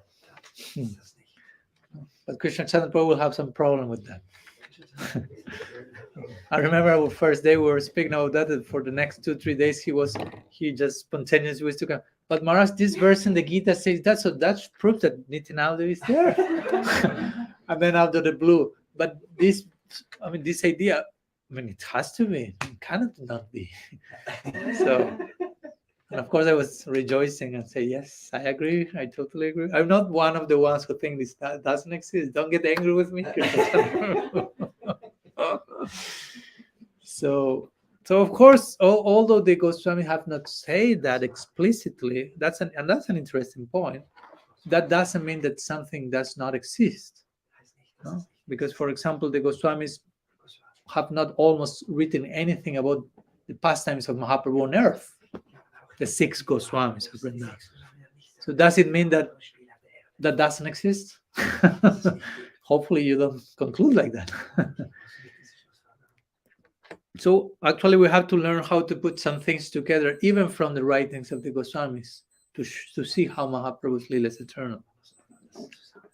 So one thing will be, for example, one example is the Goswamis on one side said all the avatars have their corresponding abodes in the spiritual world.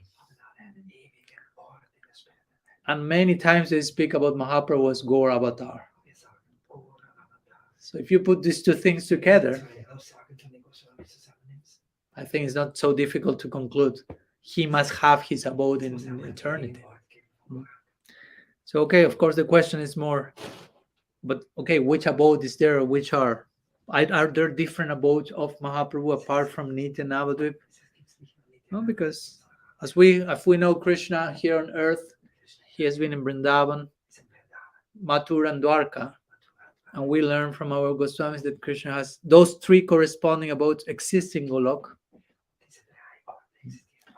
Golok has these three divisions, if you will. Golok Dwarka, Golok Mathura, Golok Vrindavan.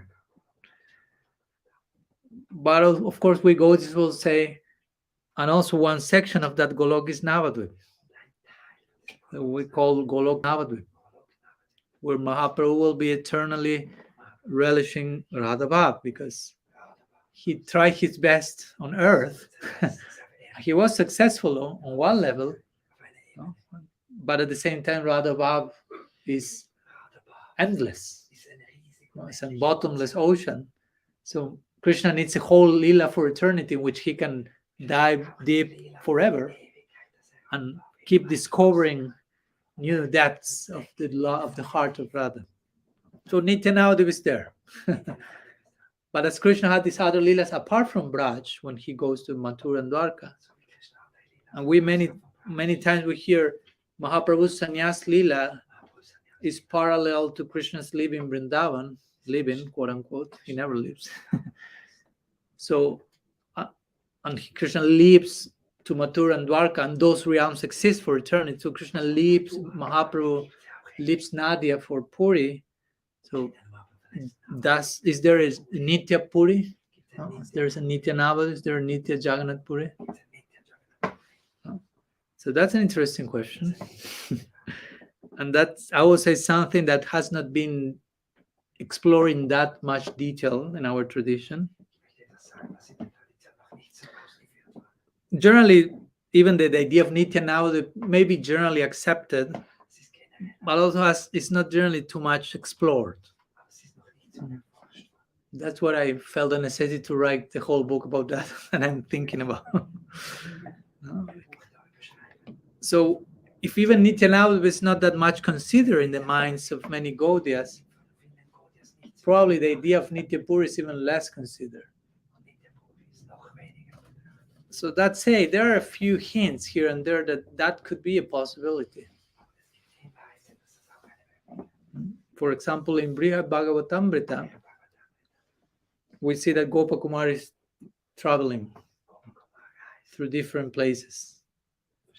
And at one point he goes to Vaikuntha, and at one point in Vaikuntha, one section, if you will, of Vaikuntha is Jagannath Puri. So he goes to Jagannath Puri. He becomes the temple president of Jagannath Mandir or something like that for some time. And that's in Vaikuntha. So if we want to take that as pramana, as our evidence, Brihad Bhagavatamrita of Sanatana Goswami, we could make a case there is an eternal Jagannath Puri. Of course, that doesn't necessarily mean that there's an eternal Gaur Lila in Jagannath Puri. That could be another addition.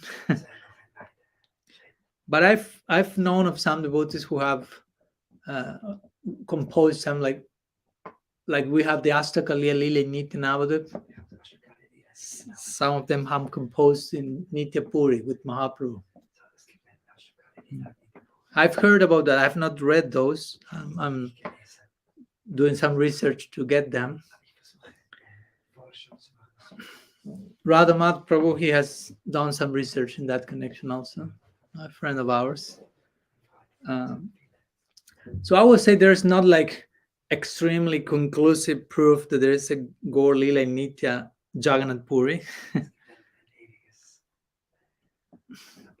But I would say that, of course, it's not that I'm against and that cannot be and something, but I would say that even if that's the case, at least in our particular tradition, we generally are not that much interested in that direction, as we are not so much projecting into Krishna's Golok in Mathura and Dwarka. Although we have learned from those leelas, we appreciate them. So similarly for us, Mahaprabhu's Sannyas Leela is very important. Very important. He's traveling and teaching so many important sections. He's instructing Rupa Goswami, Sanatana Goswami, Rath Yatra in Puri, so many nice things. But still he's a sannyasi. So there's some Aishwarya there. So the intimacy and the sweetness of Vishvambar, Nimai, in Nadia, it's not there. There is some. So in that sense, and that's why we Gaudiyas generally never worship Mahaprabhu as a sannyasi in an altar.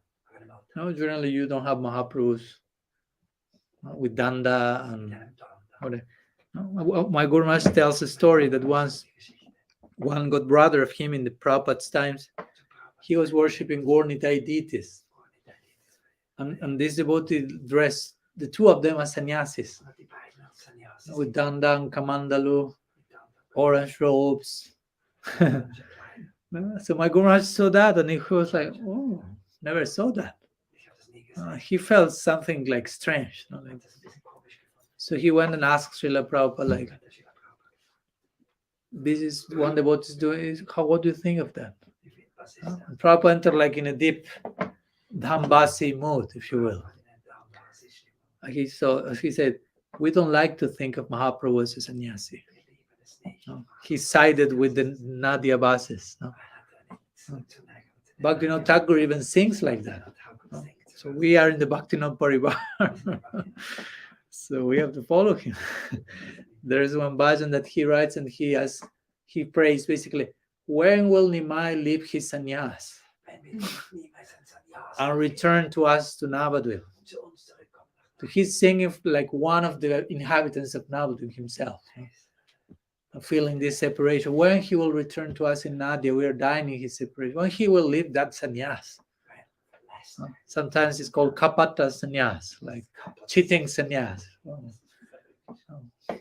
This Aishvarya, this superficial thing, come back to us. You are our tomboy. Like Krishna being a prince in Dwarka and all this Aishvarya, and the gopis are like, what's going on with you? That's not you.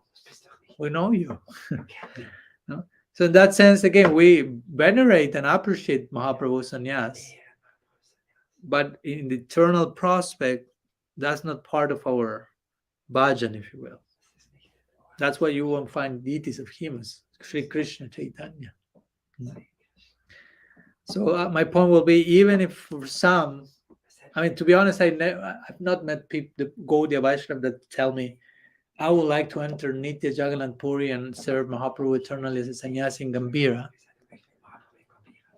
I'm not saying there's nobody like that. Probably there is. Probably the one who wrote this Stakalia Lili in Puri, probably. But generally, our main interest will be, as it is to go in the direction of Vrindavan, it will be to go in the direction of Navadvip.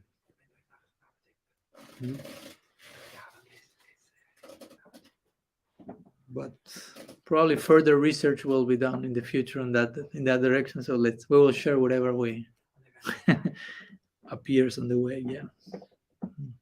Maybe it's a Sanjari Bhav, because in Braj Leela, Krishna, in extreme separation of Radhika and desperation, sometimes Brinda Devi appears and she dresses him as a sannyasi. So it's like some Sanjari Bhav in Nitya Vrindavan.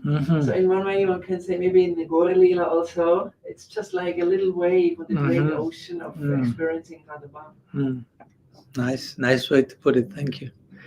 But again, yes, you mentioned sanchari, which means like momentary, you say? Like momentary, not like sthai, if you will, not like a permanent reality, but something that only is bringing out to augment the main the emotional disposition in that particular place. Yeah.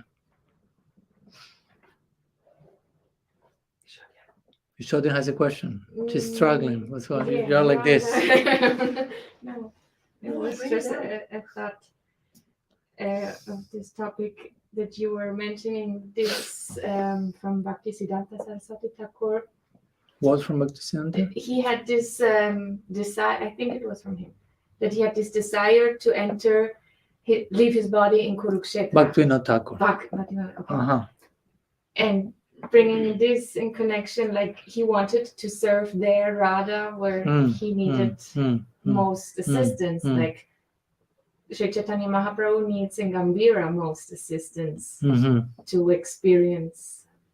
come to his experience of Radha Bhav. So this was, yeah, you put this in connection or not? Well, I will say that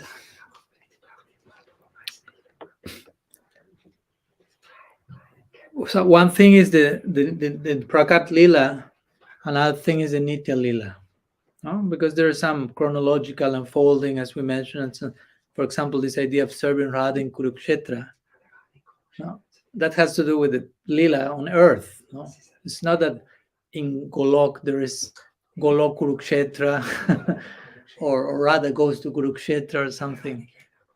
And when Bhaktivinoda Thakur is making his point, leaving my body, it has a lot to do with leave my body as an entering somewhere in eternity. So if he wants to live in serving Radha in Kurukshetra, doesn't mean he's pointed to some Kurukshetra that there will be Radha Dasyam in Kurukshetra. But as we mentioned, he wants to make a point, which is in her moment of great necessity, I want to be there assisting her. So in the earthly lila, that moment of great necessity is appearing in that Kurukshetra meeting. But it doesn't mean that that's the only moment of greatest necessity. And the greatest necessity keeps increasing.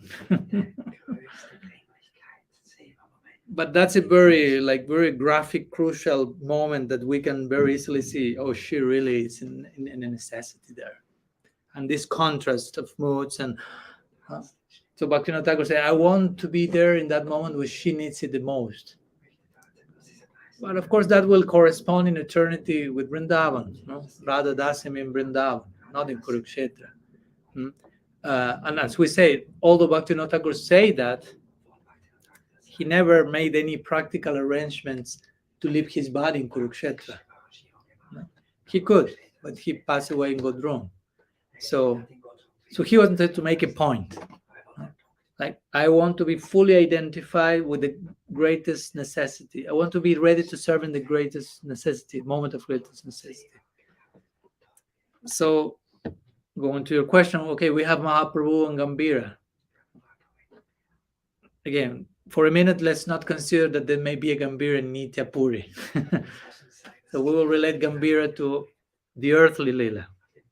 So we can say again, in the chronological unfolding of the earthly lila, Mahaprabhu is reaching this peak necessity moment in Gambhira. Okay, fair enough. We can accept that. So one could say, okay, then I want to leave my body in Gambhira, assisting Mahaprabhu in his moments of greatest necessity. But the point is, again, that was his peak necessity in the earthly lila in Puri. But if you go to Nitya Navadvip, he continues tasting Radha Bhav, but he never ends. So in other words, his necessities continue increasing. It's not that in Gambhira and Puri he was very in need, and you go to Nitya Navadvip and he's there relaxed. No need. I'm in Nitya Navadvip. I'm in need when I'm going on earth. No. His need in Nitya Navadvip is ongoing and always increasing. There's no limit to that. We have to try to enter into that dynamic. That comes on earth at times and plays out in a certain way, but it's not that you go to Golok Vrindavan, Golok Navadvip, and they're relaxed, not too much separation, not too much need. Everything is, that's intense. So again, we could say if you want to serve Mahaprabhu in his moment of greatest necessity, I mean, Nitya Navadvip can be a place for that. It's not that you need to impose, if you will, Gambhira Puri for that to happen. Without that, he has no necessity in Nitya Navadvip. No, he has necessity. And every moment will be the moment of the greatest necessity. 5 seconds after that, the new greatest moment of greatest necessity. Purnamrita sadhana, exactly. It's at each and every step. You will be able, as Mahaprabhu says in the first verse of Shikshastakam, to relish the fullness of Amrit, of the nectar of immortality. He didn't like that idea. He wants a Nitya Gambhira. He wants to be a dog protecting the Gambhira so nobody disturbs Mahaprabhu. Okay, what to do? There will be place for that. We'll make the arrangement. So yeah, I think it's important to understand how the things work there, if you will. I hope that helps. Okay. So I think we are on time, but maybe, I don't know if there's any other question before finishing. Of course, tomorrow I'm leaving Switzerland, so I want to be also as available as I can till I'm remaining these last hours here. We go continuously till 6 in the morning. Yeah. May I ask a practical question about chanting? Of course. I've heard that it's considered to be good if you chant a full round without any interruption. But in practice, I see that many people sometimes stop and maybe answer something, a question, or even say something, and I'm trying, or I would like to know what is your point of view. About this. Well, my point of view will be mostly in agreement with the first idea. Oh. Actually, Vinod Bhagwan, we asked him something similar. Uh-huh. He said 64 rounds without interruption. Yeah, I know some devotees, apart from, of course, Vinod Baba, some other devotees, I know that they will just sit and chant the whole lakh in one sitting. No? Because my point is, I mean, of course, that may sound like a lot for most, but the point is also to create this proper attitude in addressing the holy name. No? Because again, the holy name is Radha and Krishna in their most merciful descent coming to our life. So we are having like an audience of them. So, I mean, I'm not exaggerating. This is what's actually taking place. At least in theory, we should know that's going on. Whenever I put my hand inside my bead bag, I'm inviting Radha and Krishna to have and give me their audience. So I should behave in a certain way. No? It's like if I invite someone and I start a conversation with the person, ideally I have to be there for the with the person during the whole conversation. It's not that I don't know. There's Sirius there and she's speaking and I'm like doing something else, and she feels like, Maharaj, I was supposed to be speaking with you. Oh yes, sorry. Okay, yeah. I continue like or doing things and interrupt. One minute. And one minute. And it's like, what type of flow will be there? What type of dialogue? No? And this is not any conversation. This is the most important dialogue we can possibly have. So, I would say in simple terms, the idea will be whenever we are chanting, we should be only chanting. I mean, we should not think about doing something else apart from that, which I think hopefully it sounds like common sense. No? No? If you are studying Shastra, hopefully you are not doing something else, because you cannot do two things at the same time. No? You need to interrupt. No?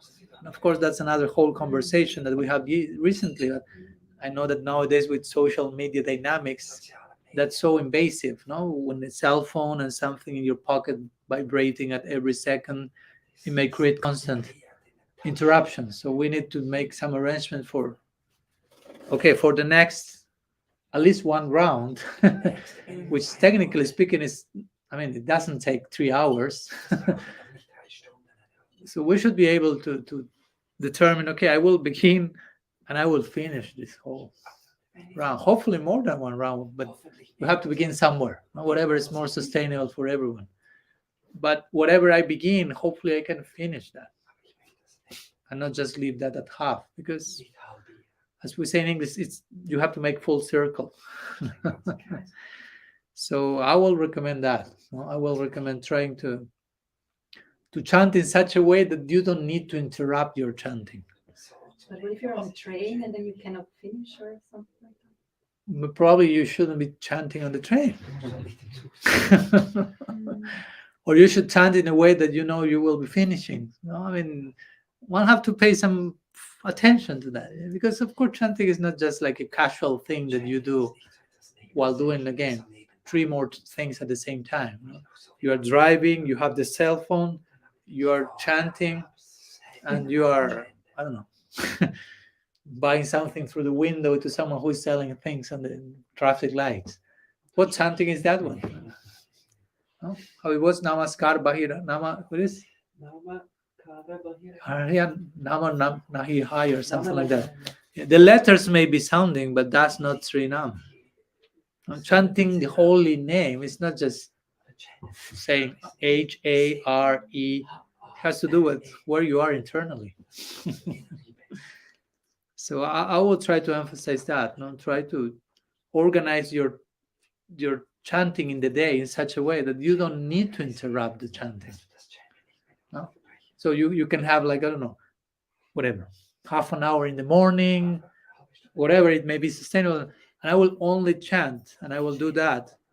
Of course, I understand that someone says the house is burning or your mother is dying in the other room. I mean, let's be practical. I get the point, but try to get my point.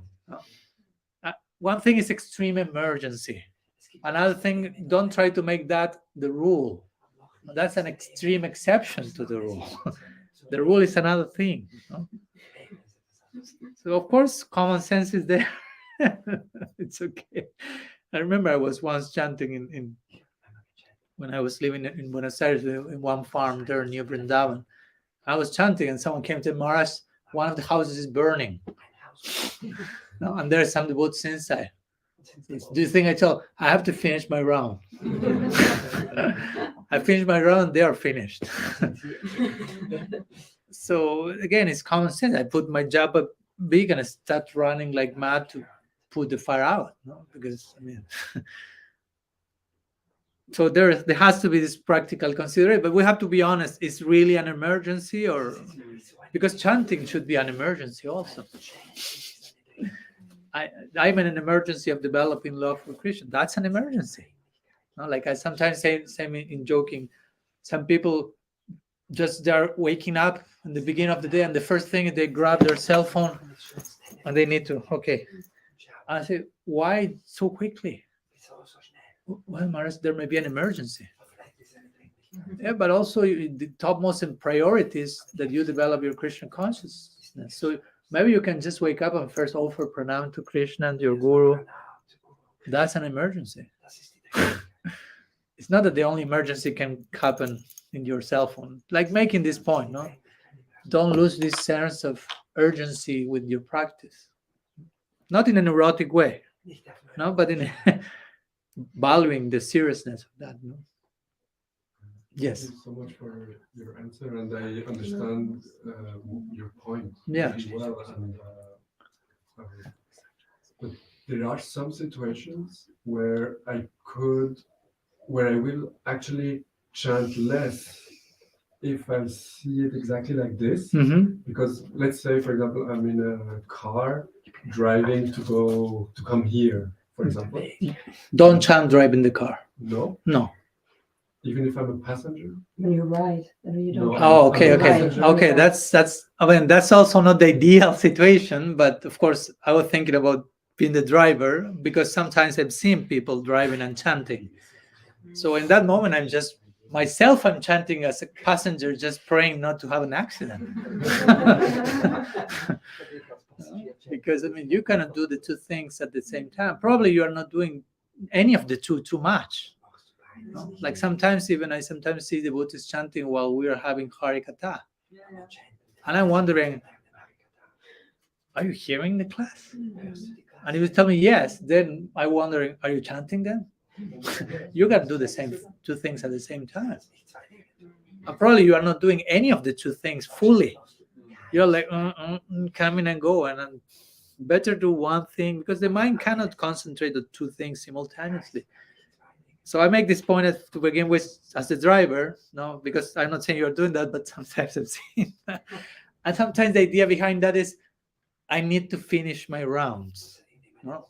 I need to get to the quota, to the daily number. But chanting is not about counting. It's not about reaching a daily number. Nobody will ask you at the end of your life, how many chants did you chanted in this lifetime? You did it 16 every day or whatever? No? Of course, with this, I'm not saying relax and chant whatever you want. I'm not just going to that extreme either. But be careful of not conducting your chanting just as getting to a number. But you have to get to a place in your heart while chanting. And sometimes it may be better to chant less with proper quality than starts to lose quality just to attain quantity. You follow my point? Because sometimes in the books that let's say, I don't know, the first 8 rounds, they can do it nicely with quality. But the last 8 rounds are more about finding places in the day so they reach the 16. But they are more with this thing, I have to reach the number, I have to reach it. So they start to counteract the initial quality and replacing of quantity. So maybe in that case, I would say you chant less, but better. And if you that's that, eventually you will chant more in quantity. Because the more quality is there, the more you will be inspired to chant more. So again, I'm not saying you don't chant as a how do you say, passenger, but also I will say if you can try to have at least some time a day where you are not even in a car, because it's a distracting environment. I mean, there's cars and movement and voices. I mean, maybe you can concentrate a little bit more than if you are driving, I'm sure. But probably if you're doing nothing at all, you can concentrate even more. No, so I'm not forbidding you cannot chant while being, but I think we should be honest and have common sense and know which are those moments that I can chant in the best possible way, and how can I organize my days so I have as much moments as I can of that. And yes, okay, if someone would like to chant in a car or something, try to do it attentively and nicely. But I think if you're honest, you will realize it's not that easy as to chanting quietly in your room or something like that. I'm saying this because sometimes we may think it doesn't matter where and how, it's just about chanting and getting to the number. But it's not the same chanting, I don't know, in the city. Yes, sir. The problem is also one gets used and acquainted to inattentive chanting. Yeah. And then this becomes like the normal experience. Yeah. And like we discussed in the train also, how really it needs like an entry door, like, oh, now I'm approaching the divine couple. I really pray that a dialogue is happening, and there is Buddha Shuddhi, there is like some prayers. Who is chanting now? And now I enter the greatest service I could ever render in this creation. So there is like a certain preparation, a certain mood.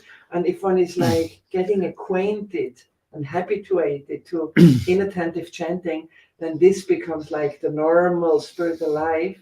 And there is a tendency that spiritual life can be like fading out. Mm-hmm. At one point, it's only an external structure, and like you said, it's not an experience anymore. Yeah, and of course, in the long run, if you don't have that experience, it may be difficult to continue, basically, because you will start to feel nothing is happening, but probably you have been like creating a samskar for Namaparad, basically, promoting inattentive chanting and more and more and more. So we should be very careful, because that can happen easily and we can get accustomed to that, and some other people may be doing that, so it even may be normal. Oh, they're doing that also, they're driving and chanting, Maharaj. Well, I say they're being in the class and chanting, many people say yes, I know some. So the point is, some people are doing and maybe thinking it's okay, no problem. So that's it's subtle, but it ends up in a very gross problem, because we remain more in the formal external aspect of the number, chanting, but what's going on inside. So, but the instruction is chant always. Yes. Don't forget Krishna. Yes. That doesn't mean that the driver is not allowed to chant. Exactly. Without counting, maybe. Exactly. That. Chant. Yeah, we can chant always. Exactly. But yeah, from which place, which. One thing is my sadhana and trend. But even if I'm chanting without japa mala, I will try to do it as best as possible, not just like casually, like because you can even get accustomed to. I'm chanting always. Nobody can tell me anything. But you can make all that like a automatic process, and you can get accustomed to being automatized. See, we don't want to be out. I get your point totally, but also there's always these dangers, of automatizing everything. No? You can do the puja, and it can be just like you are just counting 4, 2, 3, 7. Okay, next thing, 1, 2. You can program some robot to do the same thing. He will do it more on time and nicely, move the chamara better than you, maybe. They have these kirtan machines in India, no, like boom, boom.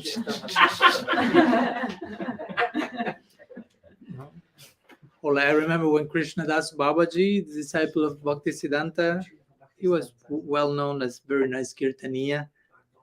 So he was once doing kirtan, and some Prabhupada disciples went to him, and they went like with one recording machine, no, to record.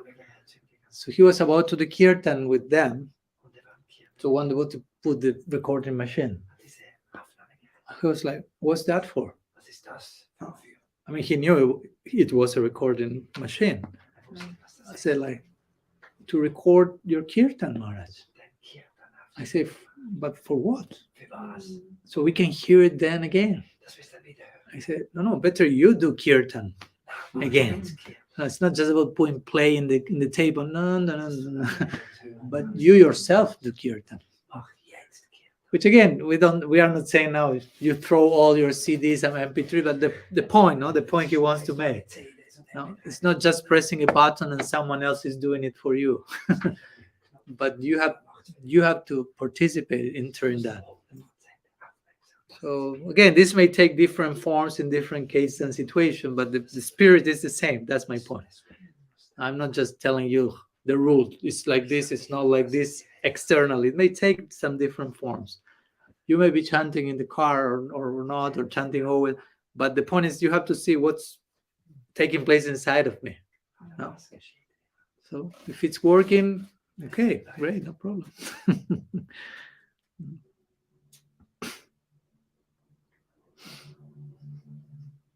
It's okay, it's understood, clear? Okay.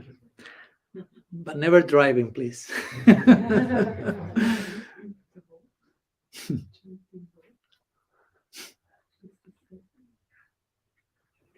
Something else? Let's just have a more practical question also. Okay. Now that you're leaving this country, so how do we know where you're going to be at, like if you tour? Like I think I remember you said you're going back to Costa Rica or South America. Yeah, I will have some few stops. Yeah. I generally publish I have one, so Facebook basically. It's on Facebook only. I have also Instagram. I mean, it's a weird Instagram because in my Instagram I publish only the flyers of my journeys. That's not so much what people does with Instagram. And generally people take like, and I don't have cell phones, so in those two there, I publish those things there basically. Yeah, you don't have any of those. Okay, you're fortunate. Still access. Yeah. His to see the flyers he posts, even though you don't have one. I think. But you have also a homepage. You have also a homepage, and there are also. Yeah, I have. Yeah, there's a homepage. There's a YouTube channel. There are all these links, and there's an email in case you need to know. You can also write and ask. And we can share there. Yeah, because it's so many places that I don't even have an idea where I will be going in a few months. So after being in Switzerland, do you consider to come back here again? I will consider.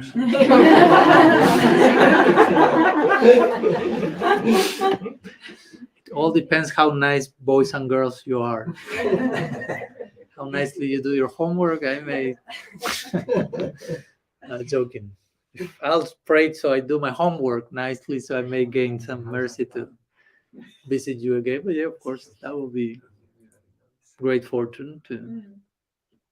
As Krishna Chandra shouted at me the other day in Ananda that I was walking, and Maharaj, I said, "What's happened?" This is only the beginning.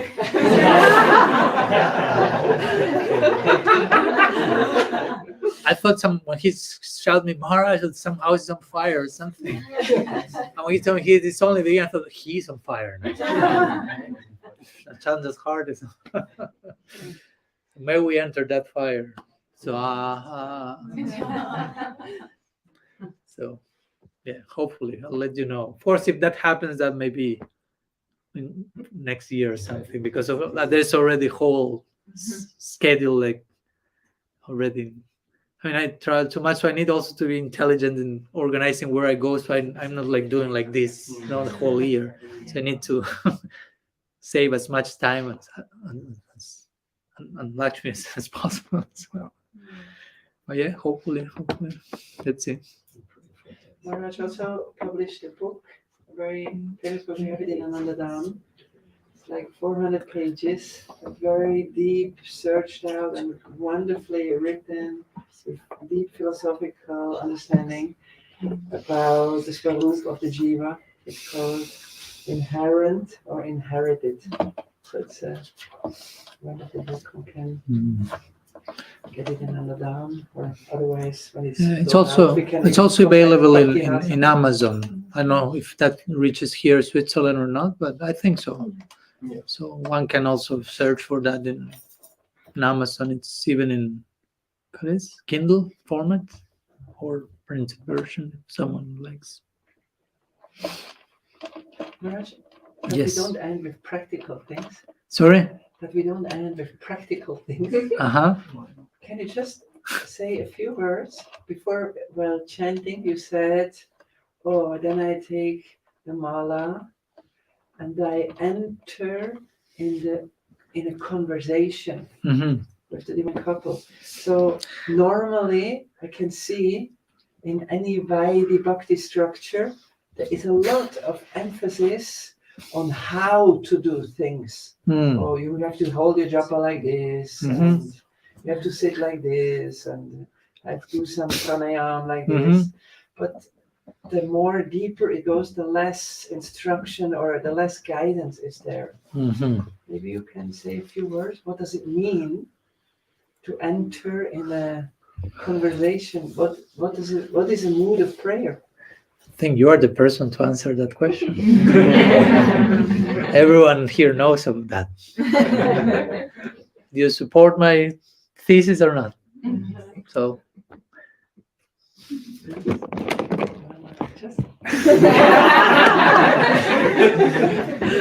camera is pointing to you. There's something here, but share some of your insights with us, please.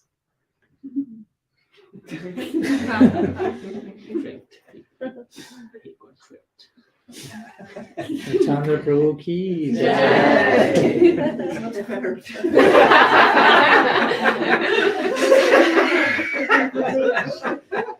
Mercy is beyond justice. Mercy is never fair.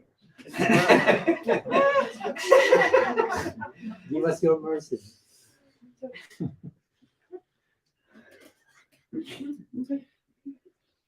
So, really knowing what is holy name, it's Golokera Premadan Harinama Sankirtan. This is not a name, this is like the whole realm, the divine couple with the associates, with the Dham. It's like the whole atmosphere is in the name. This is what Mahaprabhu is calling Namakari Bahudan Nitya Sarva Shaktis. This means it's everything completely there. So this means I'm not chanting anything. Actually, I'm entering the whole mood of Nitya Dham. So, and then very naturally, one may ask, oh, what is that mood? Then I have to go like the essence of Raghunuga Bhakti, like we spoke the last days in your classes about Brahmastuti. Even Brahma understood, oh, then I have, if this is in Nam, is the whole atmosphere of the eternal world, and the real existence of the spiritual world is exchange of love, then I have an extreme urgency to approach what are the devotees doing there.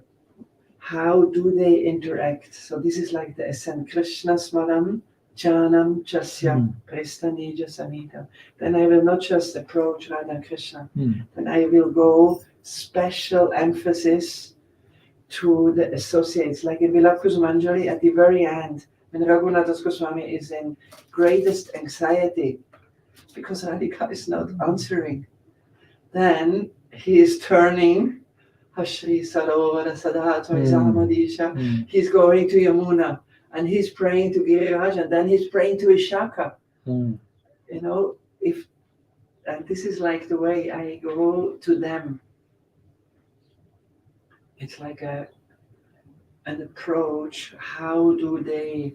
And I want to hear from them, and I want to sit with them, because Harinam is it's like an atmosphere of seva in the spiritual world, and it's very wonderful what you said, Maharaj, or the moment of most urgency. This is seva, and we all, I think, something has to be preached and something has to be made here and repaired here and made here.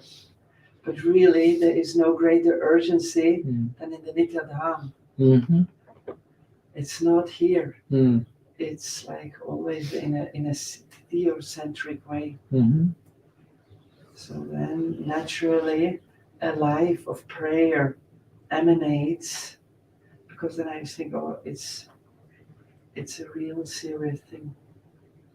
So maybe you can elaborate and just give me a little background on that. Yeah. Thank you so much. Very nice. Yeah, we're thinking about what you mentioned, Niya Sarva Shaktis. Simple. I always like to think like this. Niya Sarva Shaktis means all Shaktis are present in Srinam. So all Shaktis means all Shaktis. And we are one of those Shaktis. So we are inside Srinam. No, it's not that Srinam is coming from outside and I'm taking it in from the mouth or something, but the perspective should be shifted in the other direction. It's not that I am the chanter, as you said, of the Nam and I'm taking the Nam or something, but I'm already Harinam has all Shaktis there, so I am there in one sense. It's a very interesting way of conceiving of ourselves in connection to the Nam. Bhaktivinoda Thakur sings in one song, outside of Srinam there's nothing. It's in this whole creation. So maybe exactly. So we may not have that insight, but we at least know that someone who has the vision is telling us that's the real way of approaching and appreciating what's taking place when chanting. Now, everything is inside Srinam, me included, but I'm not realizing that somehow. And yeah, I totally appreciate your emphasis on this point, that there is a higher necessity in the world of love than in the world of non-love, if you will, because of course we perceive so many necessities here, and on some level they are valid. I mean, I'm not against helping people that are hungry or there are necessities, and we are compassionate, but in one sense that type of compassion has to do with certain things that happen more in connection to the influence of material existence, if you will. So if you take that material existence, because in Golok there is no material existence, so should I be compassionate there or no need for compassion? There's nobody to feed, there's no need to open hospitals, there's no even need to preach. No, I don't need to distribute books to anyone there. No, they're all devotees already. Like once one devotee told Srila Prabhupada, no, because that was the mood of the time. So like, I would like to open. Oh, translation. 15 minutes of translation.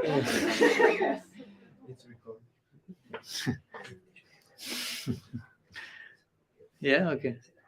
So one devotee told Srila Prabhupada, they were in Radhakunda, doing parikrama. So one would say, I was thinking about opening a temple in Radhakunda. So Prabhupada asked him, for what? And the devotee was shocked, because he replied in the most, what he considers the obvious way, which is for preaching, Prabhupada. You can imagine. So Prabhupada said that. But Radha Kunda is not a place for ordinary things like preaching. No. Of course, he was not saying preaching is ordinary. He was saying what's going on here is super extraordinary. You don't need to preach to anyone here. No, this type of thing. So the idea is, so we may think, oh, so there is no need, there's no service here. Because we may sometimes think service is, as you say, no? Collecting, constructing some. So the closer I get to transcendence, the less necessities are there. And as we spoke these days, that has more to do with the, if you will, a Vaikuntha-like idea of God, Atmaram. No?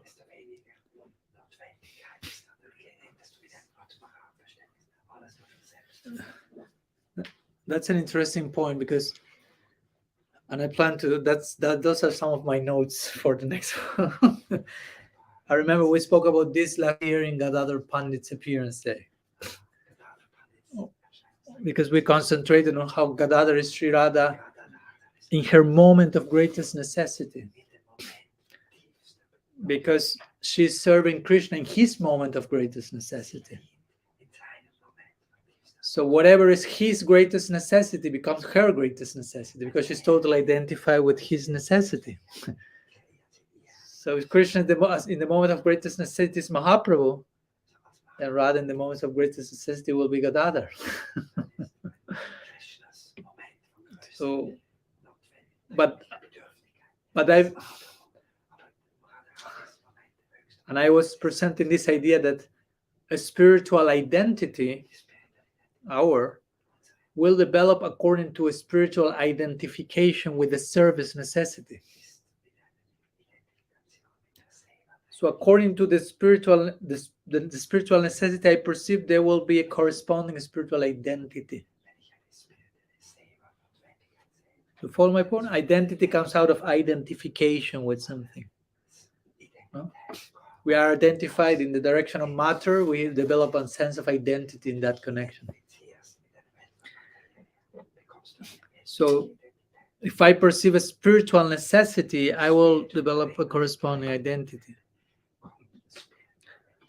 But if I don't perceive a spiritual necessity, my own sense of identity may not be very clear. Like, for example, generally in Christianity, with all respect, but generally there's not a very clear depiction of what's going on in transcendence. So there's not a very clear depiction of if there's any spiritual necessity there, of God. So there's not a clear picture of who I will be there. And many Christians just see themselves there as they are here. No? So I'll be there with my family and the dog, and we will be doing the same things we love here, but there without interruption. So if you like to drink vodka a lot, you will be able to drink vodka for eternity in heaven without ever getting drunk. For some people, that's their idea of heaven. For us, that's a closer idea of hell than heaven. Quite self-centered. But my point is, there's not a clear idea of who God is, if he has necessities. If you go a little higher, you go to Vaikuntha, there is a little bit clearer idea. It is Narayan there. But Narayan is Atmaram, self-satisfied. He doesn't need anything. He's God. So whoever is there is serving him mostly because a sense of he's to be served because he's God. No, more like out of a sense of duty. No, Narayan is God and he's to be served. So here and there's a corresponding spiritual identity in connection to that. But they do not feel Narayan has necessities. At least not generally. No, maybe sometime Narayan will tell Jai Vijay, I want to have a good fight. As we know, they come as Hiranyak and so on, all these descents. But generally, that's not the norm in Vaikuntha. No. God is self-satisfied, he doesn't have needs. But when you go beyond Vaikuntha, Narayan is no longer Narayan. Actually, the original form of Narayan appears, which is Krishna. And Krishna has so many necessities. But his necessities are not out of material emptiness, but out of fullness of love. As we said the other day, love has this paradoxical result that you are filled, but you are at the same time feel this can always grow more.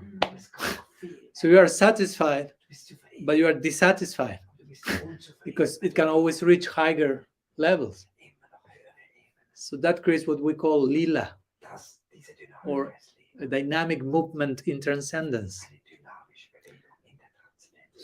So the closer you get to Vrindavan, no? Ayodhya, Dwarka, Mathura, Vrindavan, the more in need God is. Krishna is extremely needy. As Krishna Chandra was mentioning, on a daily dynamics, Radha and Krishna need so much help from their friends to get united on a daily basis.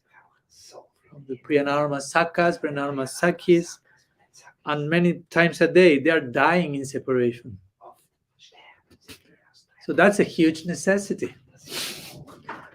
God is about to die. And you will have to be there in order to help, so you save his life. That will be our daily service for eternity. To save the life of God many times per day. Don't you think that's an urgency? No? So my point is, and there has to be, on that level of urgency, there has to be a corresponding level of spiritual identity, or a spiritual identification with that urgency. So the more we identify with such a level of urgency, a corresponding identity will manifest. That's what we call a spiritual identity. So that has to do, it comes as a result of identifying with the need of the moment. So ultimately our chanting has to do with that. Not so much with Krishna has so many needs, please provide, but realizing my needs are a joke in one sense. Your needs are really urgent and serious. Those are emergencies. You're about to die in separation from your devotees. I'm not dying in separation from you. I'm dying in separation from chocolate or whatever. You fill the line with whatever you want. Hopefully someday we can write Krishna there. No? So it's important to gradually at least awaken to this reality, like there is so much need there. When you love, then real needs, necessities come to the foreground. So we chant wanting to access that world, that realm. Understanding the chanting in itself is not different from that world. And in that world there are so many necessities. And we are having the chance of offering ourselves in service and identify ourselves with those necessities. So that's what actually taking place during chanting. So again, I know it's too high and we may feel, wow, no, I'm not there. But even to appreciate this idea in theory, that's extremely powerful. So we have to begin somewhere. And from there gradually progress. So I hope that complements somehow the main points made by Krishna Chandra Prabhu. Shri Harinam Prabhu ki jai, Srila Gurudev ki jai, Shriman Mahaprabhu ki jai, Shri Gaur Nityananda ki jai, Shri Jagannatha Baladev Subhadra ki jai, Shri Maharani ki jai. Oh, sorry, I didn't see it. I have to look here. Shri Gaur Gadadhar ki jai, Gaur Bhakta Vrinda ki jai, Shri Nitai Prabhu ki jai, Gaur Pramananda Vancha Kalpatarubhyatha Kripa Sindhubhya Vacha Patitanam pavanebhyo Vaishnavebhyo namo namah. Ananta Koti Vaishnava Vrinda ki jai. Gaura Hari.